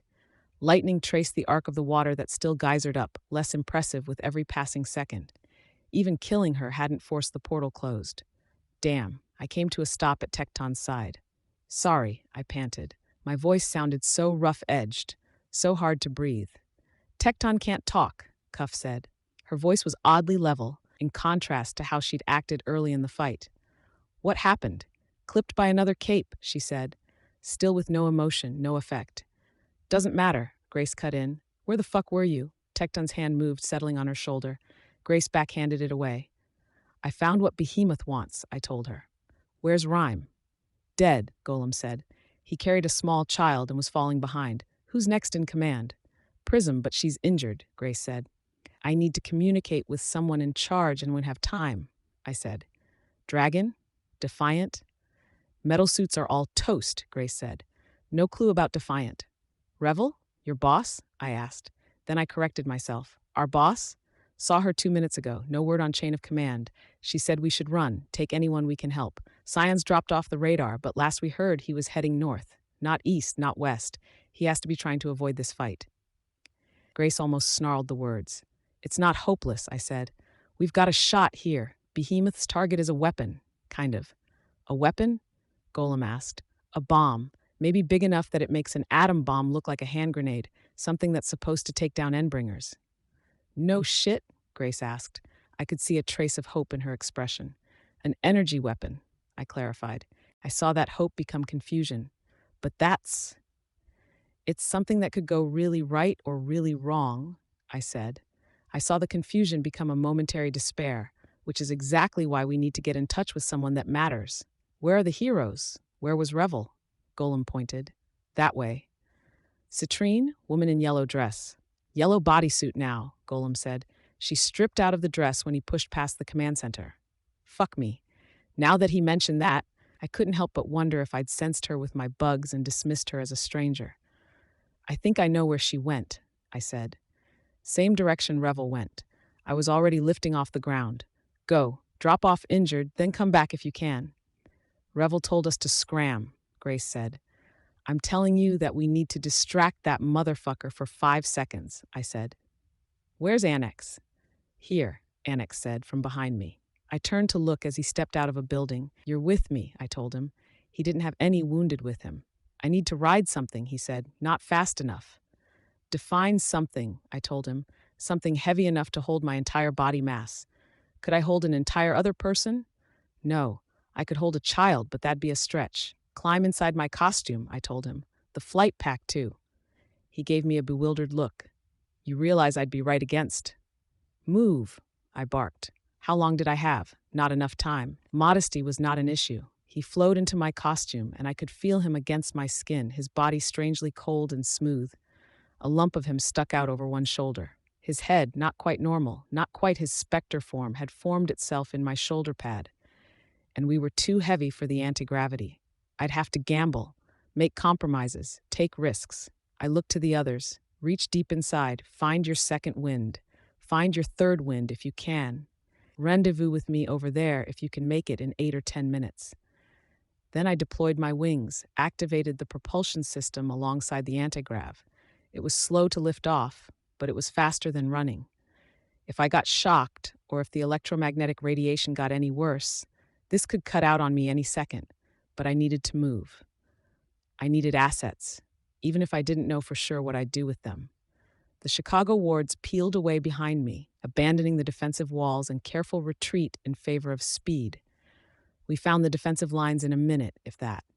The undersiders were there, fighting. 3 stuffed goats and the dogs provided an added barricade for them to hide behind, while Foyle was firing her needles. Regent held her quiver, handing her bolts to fire, while Imp lurked on the far side of the street, her back to the wall. Citrine was peering between 2 dogs, erecting a field of golden light near the Endbringer. Gru wasn't with them. Gah! Regent cried out as I landed, folding the wings back into place. Jesus fuck. Right, I had 2 heads. Out, Annex. Annex flowed out of my costume and straight into the ground. Within seconds, he was shoring up the wall, drawing in debris and using it to rebuild and reinforce. Where's Gru? I asked. Hospital. Burns, Imp said. I nodded. Bad? More mentally than physically. Ah, I could only hope he'd bounce back. To business. Revel, American cape with sort of an Asian-themed costume. Lantern. Where is she? Zapped, Regent said. You've got to be fucking kidding me. My disbelief was tempered by a measure of alarm. I was limited in time, and that was bad enough, but if Fierce decided our defending forces weren't sufficient to put up a fight, he could strike sooner. If I couldn't find someone capable of leading the defense, if we were little more than scattered remnants, why would Fierce wait? Revel absorbs energy, kind of, I said. She might be okay. She got hit by lightning, Regent told me. Kind of lethal. Rachel snorted. I glanced at the dogs. She didn't seem to mind that they were somewhat exposed, huddled against the ruined wall the undersiders were using for cover. One of the dogs seemed to be reacting badly to the lightning strikes and was huffing out deep, very undog-like noises each time one struck nearby. Listen, I said. I flinched as lightning touched nearby. He was focusing more on a quantity of bolts than on the really heavy hits, cleaning up the remnants of our defenses. Revel, where did she fall? Or you could point me to anyone else that might be in charge. Perian pointed, almost absently. I couldn't tell if she was dismissing me or if her focus was taken up by the stuffed goats. One took a lightning bolt, and she was patching it up and reinflating it within a second. I took off. Again, I tried my armband. Static. Better than nothing, but not ideal. I passed over the contingent of young Ban. Just getting near them, I could feel my powers swelling, my range growing, a crackling at the periphery of my attention. And then it was gone. I was leaving them behind. Eerie, uncomfortable even, with the recent reminder of how my powers were feeling vaguely out of my control. A boost in range wasn't worth any surprises on that front. Bugs were almost useless here. More bugs wouldn't make a difference. Revel was in Dispatch's company, alongside a cape in white, with a starburst worked into his helmet, radiating from the eye holes and the gap for his mouth. She was lying down, using a piece of rubble for cover. She stirred as the ground rumbled, marking Behemoth's rapid footsteps. Not a run. It felt off, saying something like him was running, but a lope, like how a gorilla might move, that fit.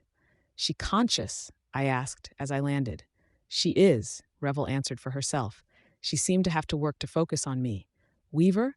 I found what Behemoth is after. Who can I talk to? Dispatch stepped out of the way, so the man in white with the starburst helm was free to act. Me, the man in white said. I'm Exalt, interim leader. The Texas Protectorate leader. Houston Protectorate, yes. A local cape has gathered up a whole mess of energy, enough to wipe India off the map. He's planning to hit Behemoth with it in 2 or 3 minutes. It won't work, Exalt said. I know it won't work, but he's going to try no matter what we do, and we need to distract the Endbringer long enough to give it a chance. He exchanged glances with the others. Hurry, I thought. I was panting, my mouth thick with the taste of ozone. Even with my lenses, my eyes were watering from the peripheral smoke. Go, Revel said. Expend it. Expend? It's too soon, Exalt said, and we don't have all the informat. No time. Decide now. I saw him hesitate. Swearing under my breath, I turned on my heel and flew away. I was burning bridges, but that was a hell of a lot better than everyone here dying. How long did I have? I couldn't even begin to guess. 2 minutes? 8? Big difference between the two. Fuck it. A waste of time. I'd burned precious minutes finding them, and they'd been too slow to help. I wasn't sure I could work with the Protectorate, with the wards. Not if they failed us like this, at this crucial juncture. Assets. Didn't have enough resources here. We needed to pull something decent, something that could. I had no fucking idea. How were we supposed to keep Behemoth still and distracted, controlling a detonation that had the potential to level a continent? The Chicago wards were arriving, minus Wanton. I signaled them with bugs to fine-tune the direction they were traveling, putting them en route to the Undersiders. And behind me, as if they were feeling guilty, Exalt and Dispatch were giving chase, rapidly catching up. Dispatch moved in bursts of speed, intersped with moments where he ran at a normal pace. Exalt flew with Revel in his arms. I found the Yangban and approached. They were reacting even before I'd landed, turning, hands raised to attack. There were 20 of them, or close to.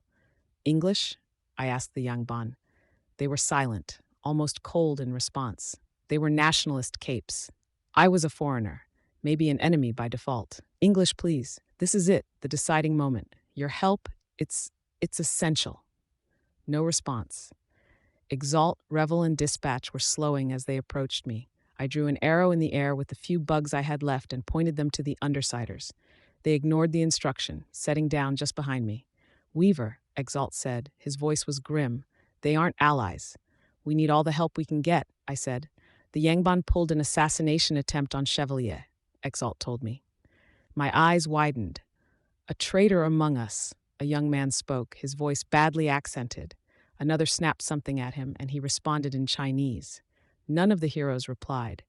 I couldn't bring myself to speak, couldn't think of a single thing to say that would be remotely diplomatic in the midst of this. We do need all the help we can get, Exalt said, not taking his eyes off the group. You want to make amends? The English-speaking one translated for the others. I fidgeted nervously. How many minutes now? Why hadn't I asked for more time? Shide, one cried out. Shide, the group called out in unison. That's a yes, Exalt said. He was already turning, taking flight. 20 Yangban members. Exalt, a dazed Revel. Dispatch, the Chicago wards, the Undersiders, Citrine, me. The sum total of our defensive line, and Behemoth was getting too close. 150 feet? 120? He was swiftly approaching the 100-foot mark we'd been warned about, where he could close the distance with a single leap. There were so few heroes capable of holding him back. He was covering ground at twice or thrice the speed he had been earlier, and the Undersiders didn't have the means to know. They were on the ground, blinded by the ambient smoke and the dust of the hundreds of buildings that had fallen across the city. Run, my bugs communicated. But nobody responded, nobody reacted. Too much ambient noise. Run, they spelled out words, shaping letters with their bodies. Too much smoke. I bit them, stung them, and that spurred them into motion. Maybe too late. He wasn't even a full city block away from them.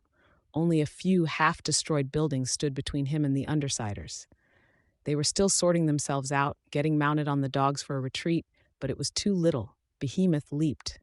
Not the monumental leap he'd used early in the fight, but a leap nonetheless.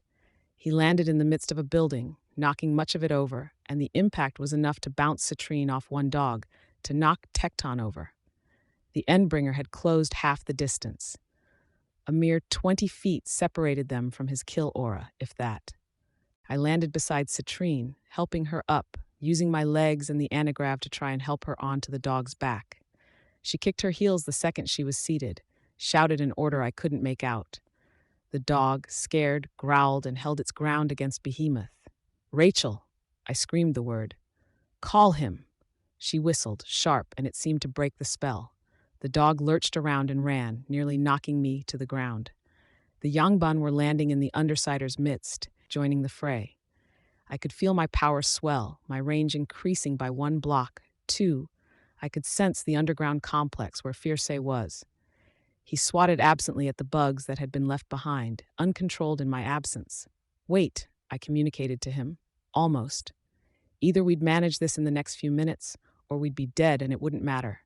I called the bugs, leaving only enough to speak to Fierce. The Yangban opened fire with lasers and erected force fields to ward against the lightning bolts. Golem's hands rose, faster with the Yangban's help, but too slow to make a substantial difference. Tecton's walls, similarly, couldn't rise high enough to block Behemoth's line of sight. The power boost would increase his tinker abilities, but it wouldn't empower the results of his technology. Citrine's power intensified in the depth of the yellow-gold light, in size. Grace shimmered. Cuff was better armored, Annex covering more ground. Why couldn't the Yangban have helped like this sooner? From the very start of the fight? Damn people. Damn them all, for their idiocy and selfishness and their small-mindedness. This wasn't enough. Behemoth reached out, and lightning plowed through our ranks, left to right. The Yangban force fields fell in the lightning's wake, and Tecton was struck from his bike. Cuff was too far back, unprotected, dropped in an instant. I ducked low, covering my head as it crashed against a quadruple layer of force fields the Yangban had provided. One of them was knocked prone as the last force field shattered. A stray Yangban member, too far to the right, was knocked to the ground. She started to struggle to her feet, then collapsed a second later. Revel flew to the injured wards, but didn't have the strength to stand. Instead, she raised her lantern, ready for the next strike. The Yangban hadn't even raised their force fields again when he hit us with lightning once more. Revel absorbed the initial impact, sucking it into her lantern. I wasn't close enough to benefit. I saw the lightning twist in the air as Behemoth swept his hand out to one side, striking another two Yangban members, just out of the lantern's reach. Dispatch appeared next to me and other Yangban members, and in an instant, everything went still, quiet. My ears roared with a high-pitched whine. My breath sounded too noisy. My heart beat so fast I couldn't even see straight. Like Clockblocker's power extended a temporal protection, almost impossible to break. Dispatch's power seemed to do the same, even if he was effectively achieving the opposite, accelerating us with the outside world moving at a snail's pace. The effect ended just as Behemoth moved on to other targets. Another Yangban member was struck down. And, inexplicably, he continued his lightning strike, carrying over to the far end of the street. There was a yelp, and I could see Imp all at once, sheltered by a wall that was shrinking in size with every second the blast continued. She held the Yangban member who'd strayed too far away from our main group in her arms. He'd seen her, sensed her, and now, behind a wall no more than 3 feet high, she had nowhere to run. I pushed past Yangban members, unstrapping my flight pack, tearing at the parts that fed down to my gloves to get it off. If I could get it to her, I couldn't. I stopped, the pack in my hands. The lightning would break the thing before it could carry her away. If Gru's alive, he won't be able to forgive us for letting her die. Citrine drew a yellow glow around Imp, and the lightning fizzled as it passed the perimeter. The Endbringer switched to fire, and it passed through. It seemed to have an intensity, but that was enough. I could hear Imp scream in alarm and fear. He advanced a step, and the fresh angle afforded her even less cover. His kill aura, if he simply ran forward a few steps, he'd murder us all in seconds. But Golem's hands held his legs. One had sunk deep into a pit, hands of pavement gripping the knee, melting at the close contact, even as others rose to reinforce. The other leg was raised, but held in much the same fashion. Imp screamed again as he directed another wave of flame her way. It was a scream of pain this time. Foil shot him, but he didn't turn away from Imp and the Yangban member. Instead, one hand stretched out, casting flame towards her. The cloth goats blocked it and were promptly set aflame. He maintained 2 columns of flame from his hands, one directed at Imp, one at Foil and Perion. Revel launched a mess of spheres at his chest, and the surviving Yangban followed up with lasers. Behemoth simply maintained the assault, almost uncaring as the lasers and disintegration spheres ate into his torso. Negligible damage in the grand scheme of things. "Fuck it," Regent said, his voice almost inaudible. He was looking at Imp. "Regent," I said. When he rose to his feet, I raised my voice. "Regent! Hey, shitcrumb!" Regent hollered, backing away from cover. "Easy." Behemoth dropped the flame attack. I could see Yangban members raising force fields as he reached out, casting a bolt of lightning in Regent's direction. The force fields did nothing, not even softening the blow in any measurable way. Regent was snuffed out, dead. A small sound escaped my mouth, but there was no time to react. Reeling, grieving, it would cost us. He'd done what he did for a reason. The anti-grav on the flight pack kicked in. I waited until it started to drag me, then let it go. It skidded across the gap, across the road to Imp. She caught it, and I controlled the motion of it to drag her away. Retreat, I called out, and my voice was strangely ragged. Citrine, cover! We need force fields too, and Exalt. We needed whatever power he could bring to the fore. Eidolon landed between us and Behemoth. He said something I couldn't make out, then raised his hands. A force field, taller than Behemoth, separated us. For seconds, Behemoth was muted. He swiped his claws at the force field, fell short. He couldn't advance. With the way Tecton and Golem had him held with one leg buried up to the knee, couldn't reach far enough to touch the force field. One claw dashed a hand of asphalt to pieces. Golem started to raise another to replace it, but Behemoth torched it, turning it to a liquid or a glass. Something flat, shiny. We pulled ourselves together. I changed Imp's direction, brought her to us. She let go, and the thing careened dangerously, striking the ground a little too hard. She crouched by Regent, touched his throat. She shouted something, a string of swear words, insults aimed at Regent. "Come on," I screamed the words at her. It took me a second to get the flight pack going again. I steered it, like a fish on dry land, towards her, as Rachel hauled me up onto a dog's back. "Weaver," Fierce said, almost half a mile away, still in the room with the monitors. "If he advances any closer to me, I won't have any option but to strike." "Wait," my bugs communicated. Reluctantly, Imp reached for the flight pack, hugged it to her chest.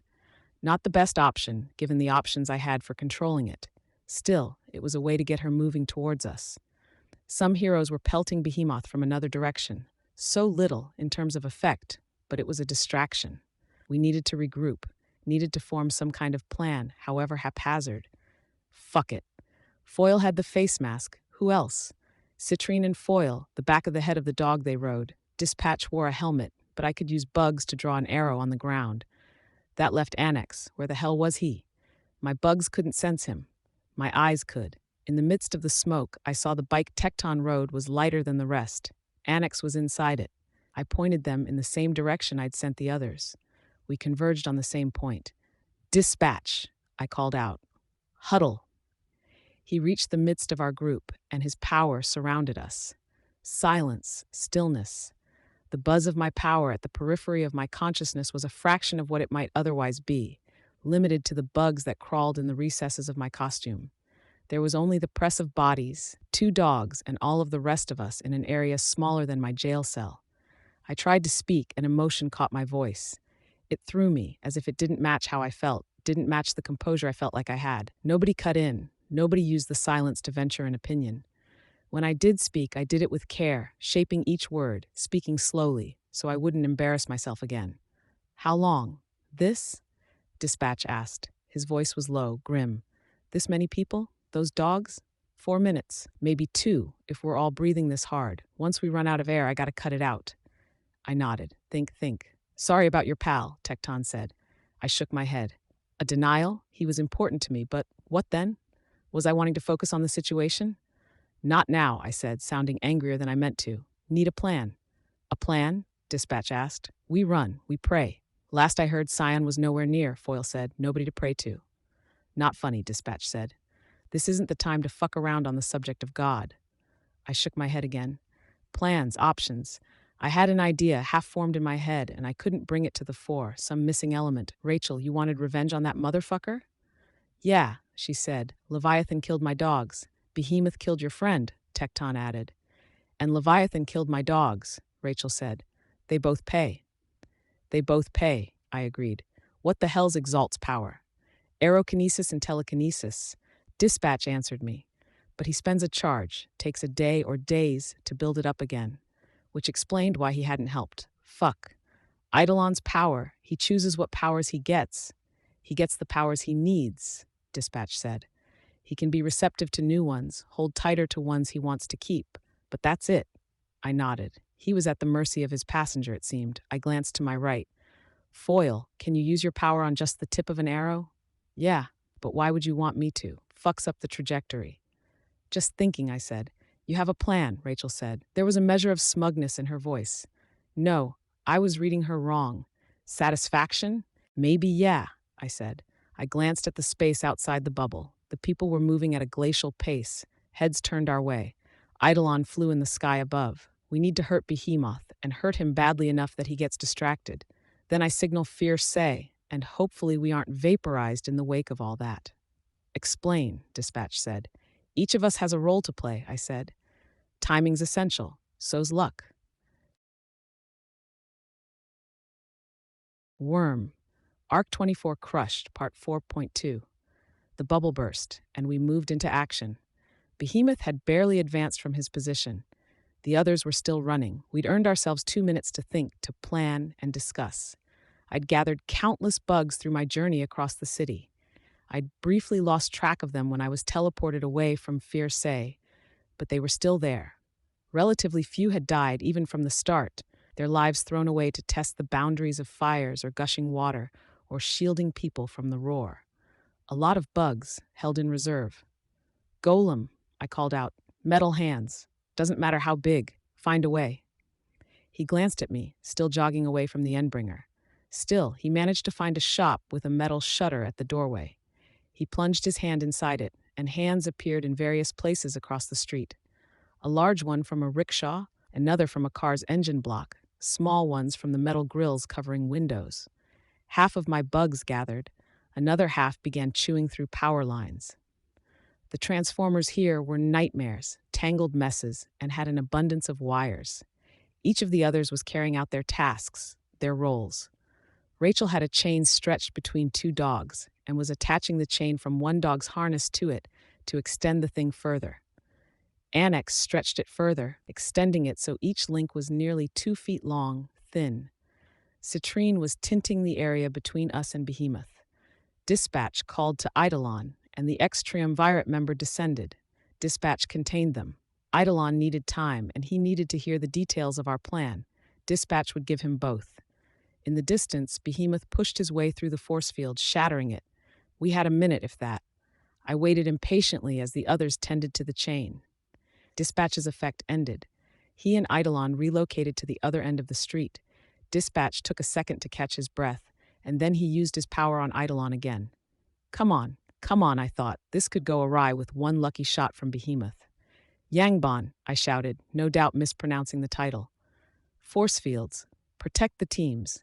Lightning crashed against the force fields only moments after they went up. Some diverted to the metal hands, and my swarm started to arrive. Millions of insects, bearing power lines that they were still stripping of insulation, hauling the wire itself, bearing the ones who bore the wire in turn, or hauling on silk that was attached to the wire. I'd hoped to drape it over the hands to wrap it around. I was forced to attach it to the base of the hands instead, too heavy to move otherwise. Conductive hands, conductive wire. Go! Foil shouted. The dogs moved. Bitch rode one, hollered commands to get them to stay apart. The chain stretched taut between them, long, thin. I saw Dispatch's effect end. Eidolon took flight, following. This'll work? Imp asked. Her voice sounded more hollow than Gru's did when he used his power. I jumped a little to hear her suddenly speaking beside me. I don't know, I said, because if this is revenge for Regent, it has to work. It's for him if it works, I said. Imp said.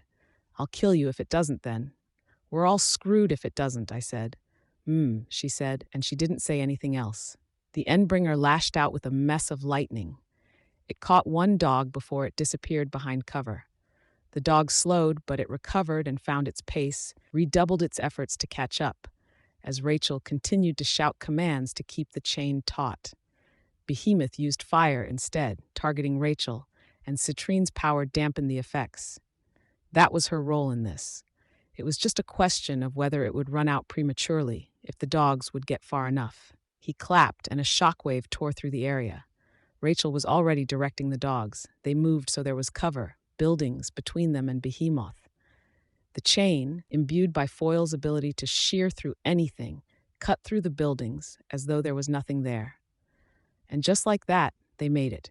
The dogs passed Behemoth, 120 feet of chain maintained between them, and the chain cut through him as easily as Foil's arbalest bolts had. Too low. There was just a little slack, and they weren't high enough off the ground. The chain cut through the soles of his feet, through the lower part of one ankle. Insignificant. He didn't even fall over. Then I heard Rachel through my swarm. A shout. Back! The dogs stopped, one doing so abruptly that Rachel was nearly thrown to the ground. nearly touched the chain, losing a limb. The Endbringer moved his hands in anticipation of a clap, and Exalt used his power. Blades of wind, 100 strikes in a moment, a thrust of telekinetically controlled air from across the city, rushing past Behemoth, making the Endbringer stumble. The clap arrested. Rachel held on as the wind hit her, held on as each dog turned 180 degrees. They passed Behemoth a second time, only this time Rachel shouted another command. One of the first I'd heard her give. I knew now that it was the command for up. Her dog leaped up to the highest point on a ruined building, and the chain caught Behemoth at the knee this time. They got halfway before Foyle's power wore off. The dog tumbled in midair, Rachel thrown, flipping head over heels. Behemoth crashed to the ground, one leg a stump. Eidolon caught Rachel with one arm and extended the other towards Behemoth. Now, my bugs told Fierce, as the field surrounded the Endbringer, a force field, extending into the earth, surrounding Behemoth on all sides, a cylinder. Fierce's portal opened beneath Behemoth's feet, aimed upward, and a plume of light speared into the sky, consuming Behemoth, covering him. Eidolon's power held.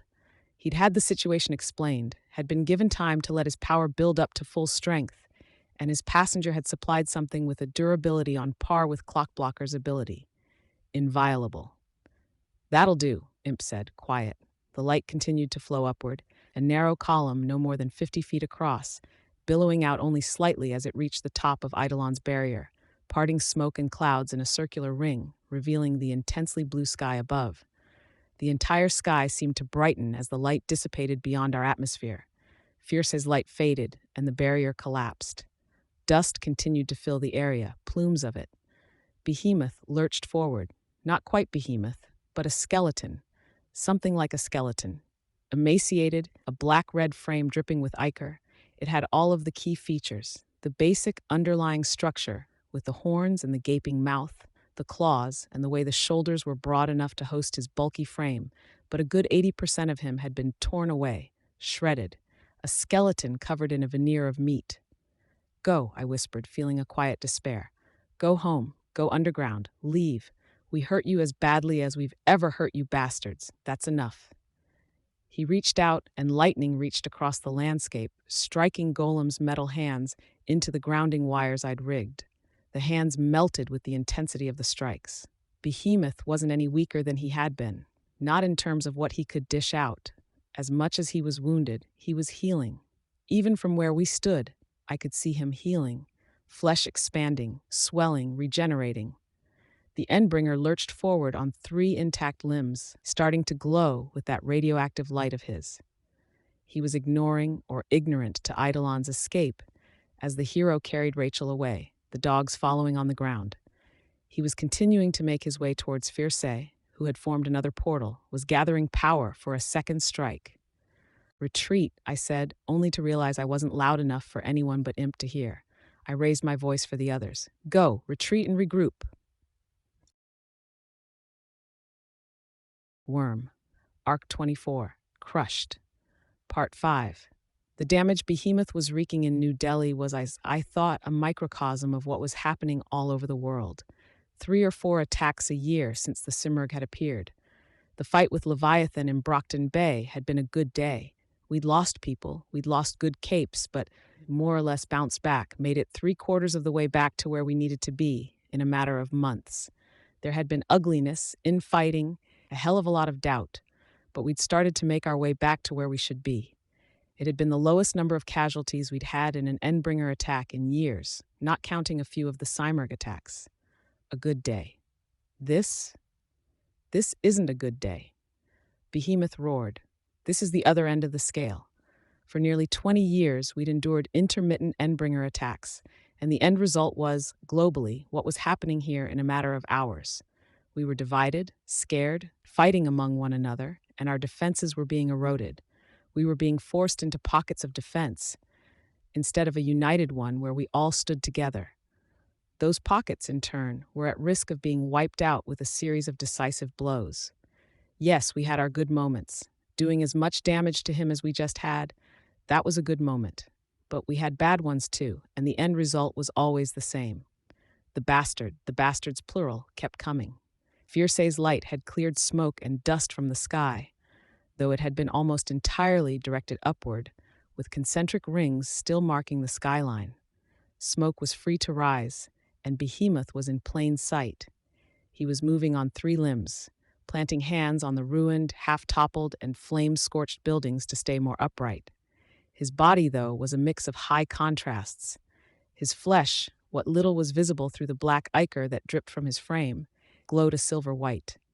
The remaining material of his claws, teeth, and horns remained black. Tecton had pulled ahead of the group and turned abruptly, skidding to a stop. Cuff's body was folded over the back of the bike, limp. The Yangban had two more bodies with them as well. I'd taken my flight pack back from Imp and was airborne as he raised a gauntlet to get my attention. I descended to meet him, and we were soon joined by Dispatch and Exalt, who carried an unconscious Revel. "Where to?" Tecton asked. His voice was hoarse. He was recovering, it seemed. "If we're sticking with the regular plan," Dispatch said, "we should gather with other capes, form another defensive line. I think we should hold to the plan. Working together with a less-than-ideal plan is best until we can come up with something better."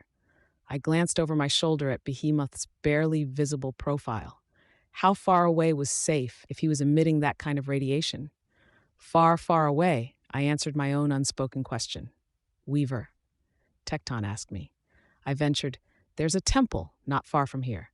Tattletale's there, medical facilities." "Direction he's moving. He's headed in that general direction. We protect them, hold position, see if we can't figure out a way to keep him away from Fierce. It fits with Dispatch's idea of sticking to the plan." "Why don't we press the offensive?" Grace asked. She still sat astride her bike. "Believe me, I really want to press the offensive," I said, "but I don't want to get close to him while he's glowing like that. That would be a pretty good reason unto itself." "He won't be using the radiation forever," Tecton observed. "There's another key reason," I said. "Our guys are scared, maybe a little desperate. It's not a good mindset for fighting." No, the heroes turned to look at the others, who had apparently taken our stopping as an excuse to tend to other business. Golem had stopped to raise some hands, more lightning rods between us and the Endbringer, and others were flanking him. The Yangban were looking after their injured. "Desperate," Exalt said, gazing at the rank-and-file troops.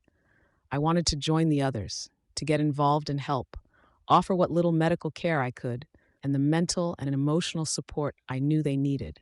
But we needed a greater direction, a mission. I turned my attention back to Exalt. "Regent was desperate, maybe, and he died. I'm scared that our side would take risks or put themselves in danger if we ordered them back into the fight. This is getting uglier by the minute, and we're prone to doing stupid shit if we're backed into a corner, or if we feel like we need to end this fast so our friends can get the medical help they need. Let's get the medical help, catch our breath." "There are more capes joining the fight now," Grace said. I wasn't sure if that was a rejection of my plan or an agreement. I followed her gaze to see a torrent of flames making its way in Behemoth's general direction. A cape was hurling fireballs with some sort of space warping effect tied to them, so they swelled dramatically in size with each second they were airborne. I assumed it would be to Behemoth's advantage to have access to that kind of flame, but he wasn't deflecting them. The fire exploded through the area around him, and I could see him lose his grip on a building as he reeled from the impact, slumped down to a place below the distant skyline of damaged and half-collapsed buildings. Orange light lit up the area around him, marking the areas that had been set on fire. The fireball hurler, barely visible as a speck against a backdrop of black-brown smoke, stopped abruptly. "Why'd he stop?" I wondered aloud. "The radiation?" Grace offered. "The radiation was there before he went on the offensive," I said. "I don't see Behemoth retaliating, but the cape stopped lobbing fireballs." My bugs noted Eidolon's descent. I turned around to see him depositing Rachel on the ground. She shrugged out of his grip without so much as a thanks. "He went underground," Eidolon informed us. "He ran? It's over?" "No," Eidolon said. He didn't elaborate as he watched Rachel back away and whistle to call her dogs.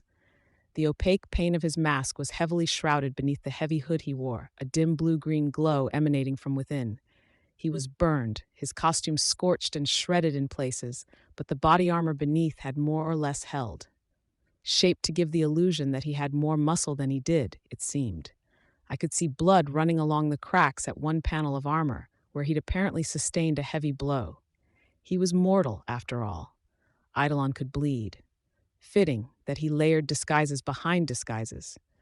Regent had done the same thing, to a lesser degree, had worn armor behind the deceptively light and delicate shirts he'd worn, had padding beneath his masks to cushion any blows, had hid a taser in his scepter.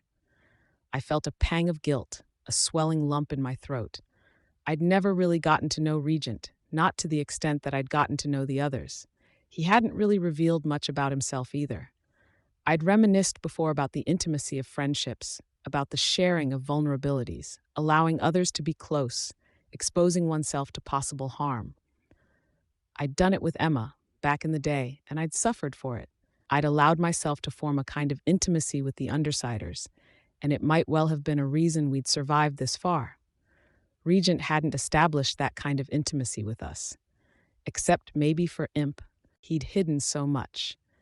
I'd only glimpsed the seriously disordered personality that lurked beneath the outer image of the lazy, disaffected teenager, had only seen traces of that part of him that just didn't care that he could enslave a person's body and leave their mind as little more than a helpless observer. And beneath that aspect of himself, he'd had something else, something that had driven him to distract Behemoth so Imp might live. My eyes fell on Eidolon. Was there a similarity to Regent? Lies, deception, a false face behind a false face behind a false face? What was at the core? Eidolon turned away from his observations of Behemoth, and he briefly met my eyes. I felt intimidated despite myself, but I didn't look away. Alexandria, I said, how is she? And he took off, not even waiting for me to finish. Still alive? I finished. I don't like him, Rachel commented. Nobody does, Dispatch said. Rachel seemed to accept that with a measure of satisfaction. And why won't this motherfucker die? Rachel asked, looking towards Behemoth. He's been fighting us for 20 years and he hasn't died yet, I said. So, he's tough, I said. It was hard to answer a question, so what was the word? Innocent? Guileless? We're tough. Let's fuck him up. I was arguing for that, Grace said. Oh, great. They're of like mind. But, Tecton cut in, turning his head her way, Skitter had a good reason as to why we shouldn't. We need to recover, recuperate. Other heroes are picking up the slack, applying some pressure. Or they were until he burrowed, Rachel snorted. We do the chain thing again, cut him in half at the middle instead, or cut off his head. Honestly, I spoke up, I'm not sure he'd die if we cut off his head, and correct me if I'm wrong, but he could go after the people that carry the chain. Even if it's someone like Eidolon, he could overheat and melt the part they're holding onto. You're really a buzzkill, Grace said. I didn't deny it. There's one more reason we should go, though. He's going to retaliate. Behemoth rose from beneath the ground a distance away. In a heartbeat, things shifted from a near quiet to chaos. He was still glowing, and his claws crackled with electricity as he struck quickly, violently, and indiscriminately. 3 capes, taken down, struck out of the sky by the bolts of electricity. Even if they'd survived that much, the kill aura and the radiation would end them. He turned, facing us, but the wards were already moving, their wheels squealing on the pavement before they peeled away. It's the Endbringer's pattern. We hurt them, or stall them enough, they change tactics, hit us back. Go, I shouted. Rachel moved, climbing astride her dog in an instant. She whistled for her other dogs, directing them to Imp, Parian, Foil, and Citrine. Golem's hands absorbed some of the lightning that crackled around us. Not one stream, but a storm, with Behemoth at the eye of it. And he was standing.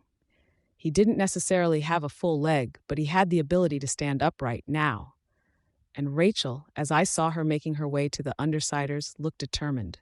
Was it weird that she seemed more comfortable in the here and now than she had before the fight started? It wasn't that she didn't look scared. I could see the way her entire body was rigid, her hands clenched, white-knuckled. But she had a role here. She fit into a dynamic. We took off, moving behind cover, running as Behemoth crashed through a line of buildings. Heroes from even half a mile away were lobbing attacks, and the stray shots that missed the Endbringer crashed down around us, tearing through buildings, turning stone to liquid, igniting non-flammable materials. one doing little damage but detonating so violently with the impact that my mounted teammates were nearly thrown free. Behemoth roared, and I could see the wards and undersiders suffering. A dog shook its head in an attempt to shake off the noise and lost its sense of direction. It crashed into a bike and sprawled. Parian, Foyle, and Grace were dismounted. Grace landed on her feet and physically ran, reaching for Tecton's outstretched gauntlet. He extended a piledriver to give her something to hold onto. Few bugs had managed to keep up, much less the ones with wires, but I brought a curtain between us and Behemoth. I was past the point where I wanted to conserve them. If it was lightning, I could only hope that Golem's makeshift lightning rods and my wires would protect us. But it was flame. It sheared through my swarm, and it splashed down around Parian, Foyle, and the dog. The Endbringer had more aim than I'd expected. He wasn't blind, despite the fact that his eye socket was empty, but he wasn't entirely on target otherwise. Was he relying on another sense? The Yangban intercepted the attack, raising force fields. Parian did something with her thread, slapping the dog's hindquarters, and it bolted. They were carried off, tied to its side, a flame still burning on Parian's sleeve and the hem of her dress. Someone, an Indian cape capable of getting inside Behemoth's kill aura, closed the distance, and Behemoth was momentarily distracted by orange cords that bound his head, lashing him to the cape. With that, the others had a chance to escape. "Regroup," I called out as I descended to the midst of the undersiders and wards. "I'll point the way." The sound of the fighting stopped with a crash. Where was the motherfucker? I rose higher to check, but saw neither Behemoth nor the cape who'd been binding him. He'd burrowed. It was quiet all of a sudden, if not quite silent. The defending capes were spreading out and were hovering in place or holding positions rather than bombarding the landscape. The lightning and fire had stopped, and no shockwaves ripped through the city. The rumbling was intermittent, mild when it wasn't almost imperceptible. The ringing in my ears was louder than the ambient noise. This was his new tactic, burrowing, surfacing. But where was the retaliation? Their whole damn pattern centered around repaying us twice over for any abuse we inflicted on them. The armband crackled, and I jumped, despite myself. The first message didn't come through the static, but the second was clearer. "Be advised, seismic activity suggests the Endbringer is still local. Regroup and form defensive lines." I did a little mental math, then pressed the button on my armband. Armband. Note that Behemoth may have a likely target, roughly 8 to 15 miles north-northwest of India Gate. At least, that was my best guess, judging by the flight speeds Defiant had noted for my flight pack and the time it had taken me to travel. Every armband in earshot repeated my message. "Keep going," I called out. "Keep moving." Surely he couldn't keep up with us while moving underground. I didn't want to underestimate his intelligence, but was he even capable of holding a grudge? What was Behemoth really doing? The travel was uneventful, uninterrupted, and eerily quiet as we made our way to our next destination. 3 times we stopped to pick up wounded, fashioning another quick sled for the dogs to accommodate all of them. We reached the temple and delivered the sled to the temple doors. The Chicago wards stopped to park their bikes off to one side. I waited for the Yangban to gather, extending my range, before I reached out to Fierce. "He's underground. He may be coming for you," I informed him, speaking through my swarm. "I assumed," Fierce responded. "Thank you. You need to leave. Soon." "I have a way out. I'll leave when trouble begins. Could you rid me of the bugs? When you leave them, they fly about me, and I cannot afford distractions." I hesitated, then removed the bugs, shifting them to nearby rooms and corridors. I left only a pocket of them to communicate with. "Be safe." "You as well, Weaver. Thank you for the cooperation." "Have you gained a bit of faith?" "Faith gained in this, perhaps, faith lost in another." "I know what you mean. Goodbye. If we both live, perhaps we talk again in a less dangerous time." "Goodbye," I responded.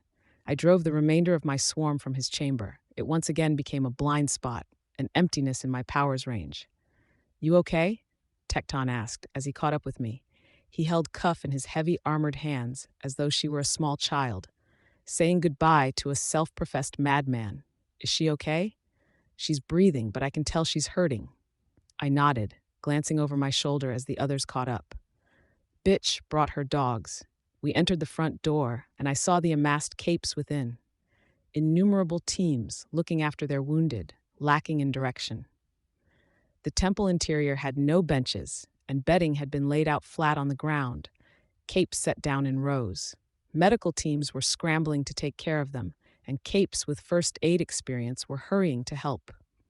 Dispatch already had his costume jacket off, his sleeves rolled up and his hands dirty, taking care of a cape in power armor.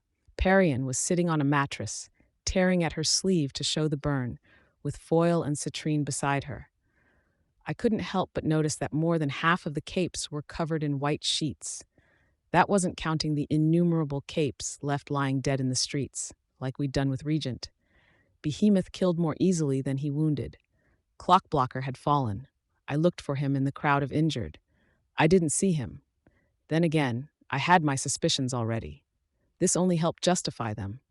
Too many others I needed to track, to watch for. But I couldn't use my bugs, and the dust and smoke had desaturated the colors. Blood, in other places, marred the colors further. "Miss," a local man in white said in an accented voice, "you cannot bring these animals." He was talking to Rachel, who glowered in response. "Leave the dogs outside," I said.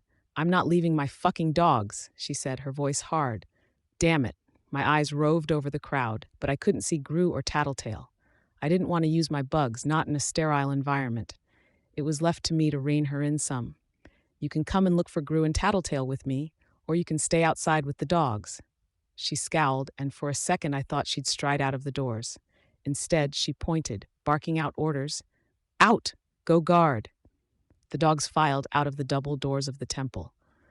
I could see the man relax visibly. Don't let Gru be dead.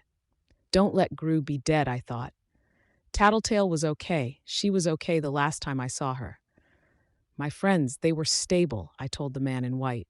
I saw Tecton crossing the room to lay Cuff out on one of the thin mattresses, turned my attention back to the man. "They were here since a little while ago. Where are they?" "Stable? They were better?" "Mostly better." "Up," he said, pointing at the nearest stairwell. I used my flight pack without thinking, to give myself extra speed as I headed to the stairs. Rachel was just behind me, her boots thudding on the floor.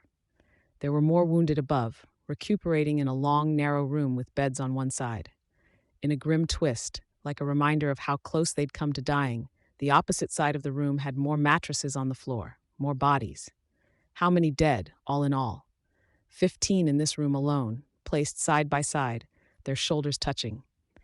"Skitter," Gru said as I approached. Tattletale stood at his bedside, her phone in hand.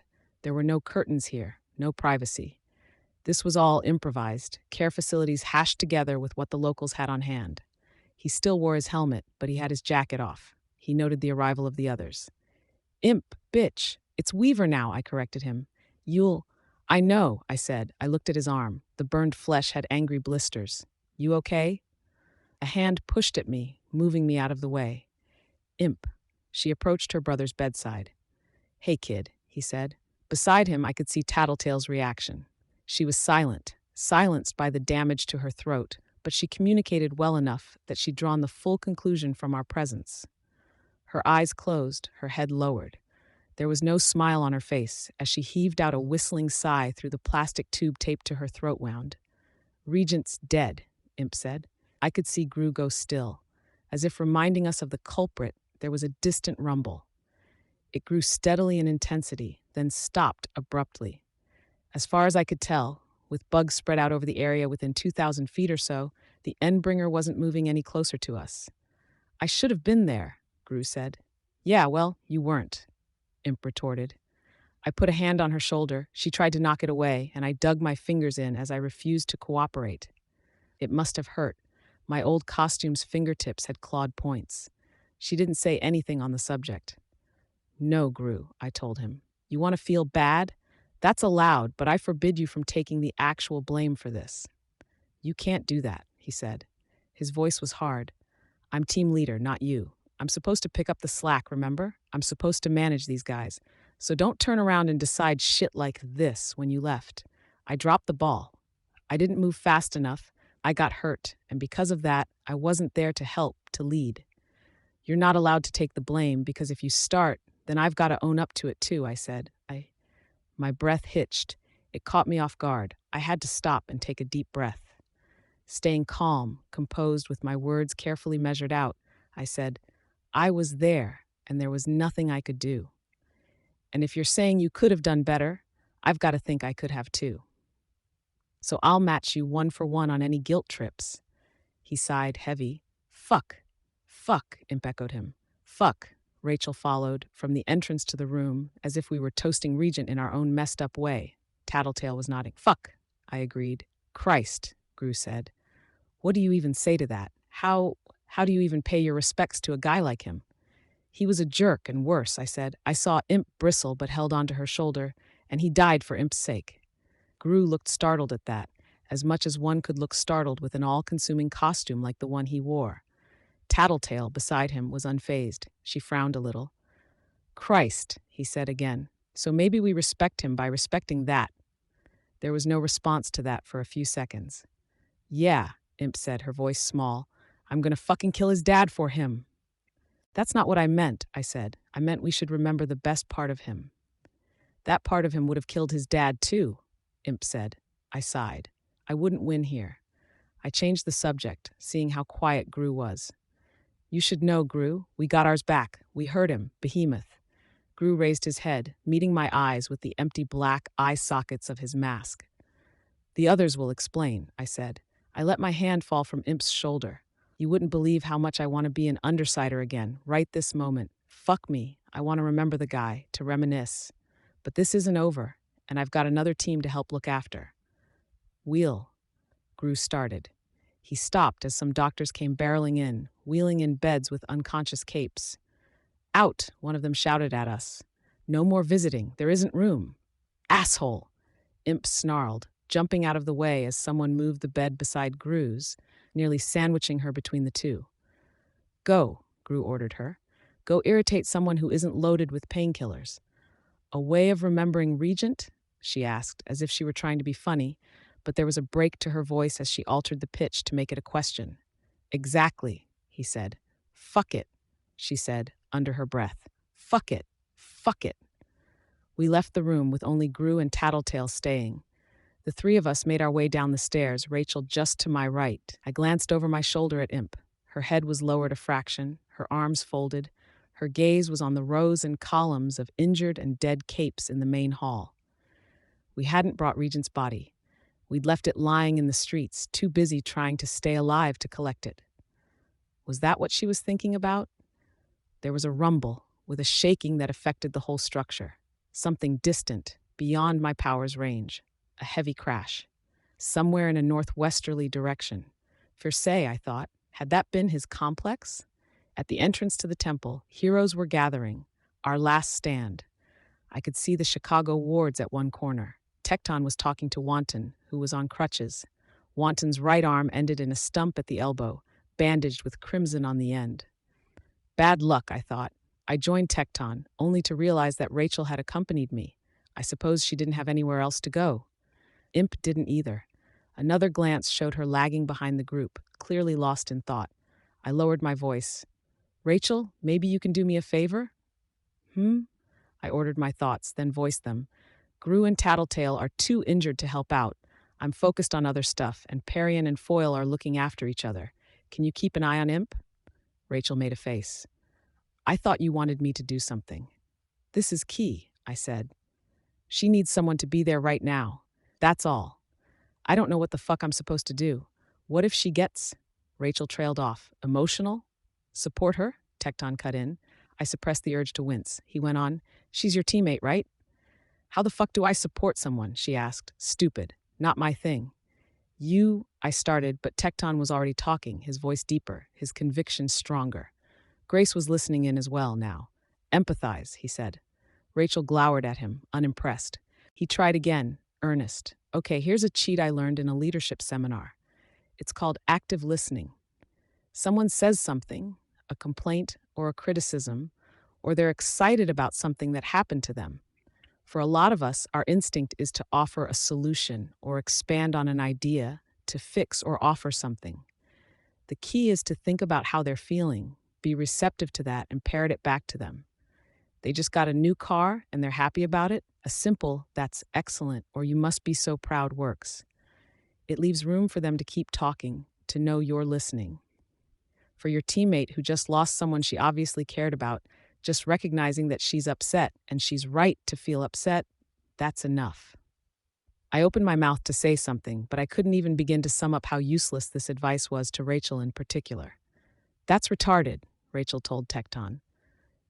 "It works, and I know Grace is going to say something to me about it being fake or false, but the thing is, you do that, and you start to do it because it's genuine, because you care about their feelings, or because..." I cut him off. Tecton. He fell silent, turning my way. "We don't have time to get into anything complicated," I said. "It's retarded anyways," Rachel added. I turned to her. "Rachel, did you ever have a dog with a deep attachment to another person or dog? Someone they lost before they found their way to a shelter? Or to you, where they were still dealing after the fact?" She gave me a one-shouldered shrug. "How would you treat that dog?" I asked. "Dunno, depends on the dog." "Basically, though, you just be there, right? Do that for Imp. Stay close, make sure she doesn't run off, as much as that's even possible with her, and give her the benefit of your company without intruding into her space. Make sure she has all of the basics, both in the near future and in the next few days." "Okay," Rachel said, frowning a little. "I know it's not the easiest thing, but she's a teammate, all right? It's what we do for our team." "Right. And just like a dog that's had a recent bad experience might snap, bark, or growl, you need to understand that she might do the same. Only it'll probably take a different form. She'll swear a lot. She'll probably try to get a rise out of you, try to provoke you or someone else. That's how Imp growls." Rachel didn't even offer me a monosyllabic response at that. She frowned instead. "Trust your instincts, Rachel. You're smarter than you think, and your gut responses, the decisions you make on the fly, they're good ones. Turning around and using the chain for a second cut back there, that was good." Anyone else might have accepted the praise with a smile, but her frown only deepened. "How was your advice better than mine?" Tecton asked. He sounded a touch offended. "Customized to the individual," Grace said. "Don't be a sore loser." "I'm not sore. I'm just usually pretty good at this, and I got called retarded." "The advice was called retarded," I said. "Don't worry about it. I'll explain another day if we make it through this. How's Cuff?" "Skin's badly burned, but the burn didn't go much further than that. She'll have the most amazing scars, too. No serious internal or mental damage as far as we can tell, but her muscles convulsed so badly they broke a bone." I winced. "She'll make it to tomorrow, provided this doesn't turn ugly," Tecton said. I nodded. I sensed a rumble. I couldn't tell how distant the attack was. Where the hell was the bastard? I was a little caught off guard by how quiet things had gone. He was giving us a chance to regroup, or was he letting us gather so he could take us all out at once? "Don't suppose you can sense seismic activity?" I asked. "Not with my suit. My computers got toasted. I'm running purely off the basics, and my intuitive understanding, stuff I reinforced so I wouldn't get trapped in my suit like I did with Shatterbird." I nodded. "Generally, though, he's taking his time. If he was massing his strength for one good retaliatory hit, how would he do it? Volcanoes? Earthquake?" "Let's go," I said. "Go? I've got a bad feeling," I said. I turned to look for Rachel, saw her a distance away, her arms folded as she stood beside Imp. They were looking at the sea of injured capes. "Rachel!" I saw her attention snap to me. "Go, get your dogs," I said. I turned to the Chicago wards. "Wards, bikes." "You're serious," Tecton said. "Everything I know about Endbringers, about basic parahuman psychology, it demands retaliation. What's he done so far? Saturated an area in radiation? Thrown a few lightning bolts around?" "You're expecting worse. I've been waiting for the other shoe to drop. Go. Spread out. We might need to respond to an attack on another location with no time to spare." Tecton nodded. He turned to his wards. "Go." I pushed my way through the gathered crowd. I could see Defiant with Dragon beside him. "Weaver," he said. "Dragon says that was you with the blast." I shook my head. I helped coordinate, nothing more. "You hurt him. We hurt him, and he's burrowed. He's looking for a target, and I can't think of a better place for him to hit than this. We'd be able to put up a fight. We have defensive lines." "Probably," I agreed. "But my guys are moving out anyways. We've never done this much damage to him, and yet he's sticking around. What I'm wondering is why." Defiant glanced at Dragon, then spoke. The ground shuddered. Again, as before, the rumbling intensified. This time it didn't stop. It got worse with every passing second. "Reinforce." A cape hollered. Someone else took up the call in an Indian language. Hindi? Punjabi? I could see annex flowing into the entryway, soaring through the wall's surface to the ceiling. Golem created his hands, protecting the rows and columns of injured capes. There was a press as the bodies flowed out the door. I used my flight pack to fly over their heads, but even then, I bumped shoulders with others who could fly. I wanted to help, but there was little I could do inside. Eidolon and Alexandria had arrived at the building. Eidolon touched the exterior wall, and an emerald green glow started to surround the structure. The rumbling reached the point where capes were unable to keep their balance. I raised off the ground, but the movement of the air in response to the shuddering was enough to make me sway. Tattletale, Gru, Parian. Behemoth emerged with a plume of gray-brown smoke, and the landscape shattered. It was Tecton's natural power, taken to an extreme. Fissures lanced out in every direction and disappeared into each horizon. Secondary fissures crossed between each of the major ones, like the threads of a spider's web. As far as the eye could see in every direction, terrain shifted. Hillsides abruptly tilted, standing structures fell like collapsing houses of cards. A full quarter of the temple collapsed. The bugs I'd kept to the edges of the room could sense it, as a small share of the capes who were in the entry hall were caught beneath the falling rubble. The ones furthest towards the back. Eidolon's protective effect kept the remainder intact. Behemoth emerged from the smoke. He was more robust than he had been, but that wasn't saying much. 70% burned away, perhaps. The regeneration had slowed, but it was still functioning to a degree. He'd recuperated, built his strength, and he'd used the time to, what? Burrow through strategic areas? Had the distant rumbles been controlled detonations or collapses at key areas? The temple was the one building that stood. Everywhere else, there was devastation. How many refugees had just died with this? How many had stayed within their homes rather than try to evacuate? I felt hollow inside, just standing there, stunned, trying to take it all in. The area around us was still settling, sections of land tilting and sliding like sinking battleships sliding into the water. How many of us were left? 70? 80? How many of them were hurt, exhausted, their resources spent? Could we even coordinate, with so many of us speaking different languages? "Last stand," a male cape I didn't know hollered the words, his voice ragged with fear and emotion. Behemoth, 300 or 400 feet away, responded to the shout with a lightning strike. Our capes were too slow to erect barriers and the protection insufficient. Capes died. For the first time, I averted my eyes. I didn't want to know how bad the casualties were. Our numbers were too thin. I saw our protectorate, what remained of it, stepping forward to form our defensive line. Our last defensive line. The major ones, the ones I'd been introduced to, too many had died or were injured. These were unfamiliar faces. The ones who were second in command, if that. Eidolon landed to one side. The triumvirate had often posed in that classic V formation, with Legend in front, Alexandria to his left, Eidolon to the right, the lesser members in the wings. Eidolon was now apart from the rest of the group. His cape didn't billow. His posture was slightly slumped. He was tired, on his last legs. There were murmurs as Alexandria advanced from within the temple. Unlike so many of us, she didn't flinch as Behemoth struck out with lightning, the barriers holding this time. Golem had raised lightning rods on either side of the road, fingers splayed, as if he could gesture for Behemoth to stop. Alexandria found her way to the end of the crowd opposite Eidolon, to our far left. Satirical and the other Vegas capes followed her. Only a small fraction of them remained. Others had apparently been injured or killed in battle. Alexandria glanced over our ranks, and her eyes moved right past me, not even recognizing me. For the briefest instant, I met her eyes behind that steel helmet of hers, and I saw that one had a pink iris. That answered my question, I supposed. Pretender couldn't take over a corpse, but there was no reason for him to take over Alexandria if she was alive and well.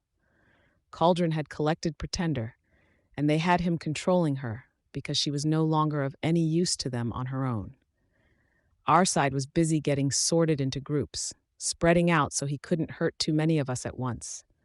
We were finding our formations as our toughest capes absorbed and redirected the lightning he was throwing in an almost experimental manner. He changed tacks, throwing flame, and a team composed entirely of pyrokinetics caught and redirected it with a concerted effort. I backed away and found Tecton at my back with the remaining Chicago wards. Bitch stood just off to one side, her dogs ready. One structure among several 100,000 still stood, and our adversary was wounded, though undiminished. Our ranks had been thinned in the most violent ways possible, through fire and lightning and a roar that could render organs to mush. We weren't stronger than we'd been at the start of all of this. I couldn't even say that the weak had been thinned out, or that we'd been united through hardship or loss. Behemoth had picked off some of the strongest of us, and the trust between our factions was thin at best, with some eyeing the Yangban, others watching Satyrical's contingent. We were just less. "Hold the line," Exalt called out. Other capes translated for him, echoing his words with only a few seconds of delay, in 4 or 5 different languages. "We defend until the ones inside can be evacuated, and then we leave. There's nothing left to protect here." A thin heroism, but that was heroic, wasn't it? Protecting the wounded, defending the ones who'd put everything on the line to stop this monster. If this was all a kind of microcosm for the world at large, that small heroism had to count for something. I wanted it to so badly, I ached for it. Behemoth roared, and the last engagement opened.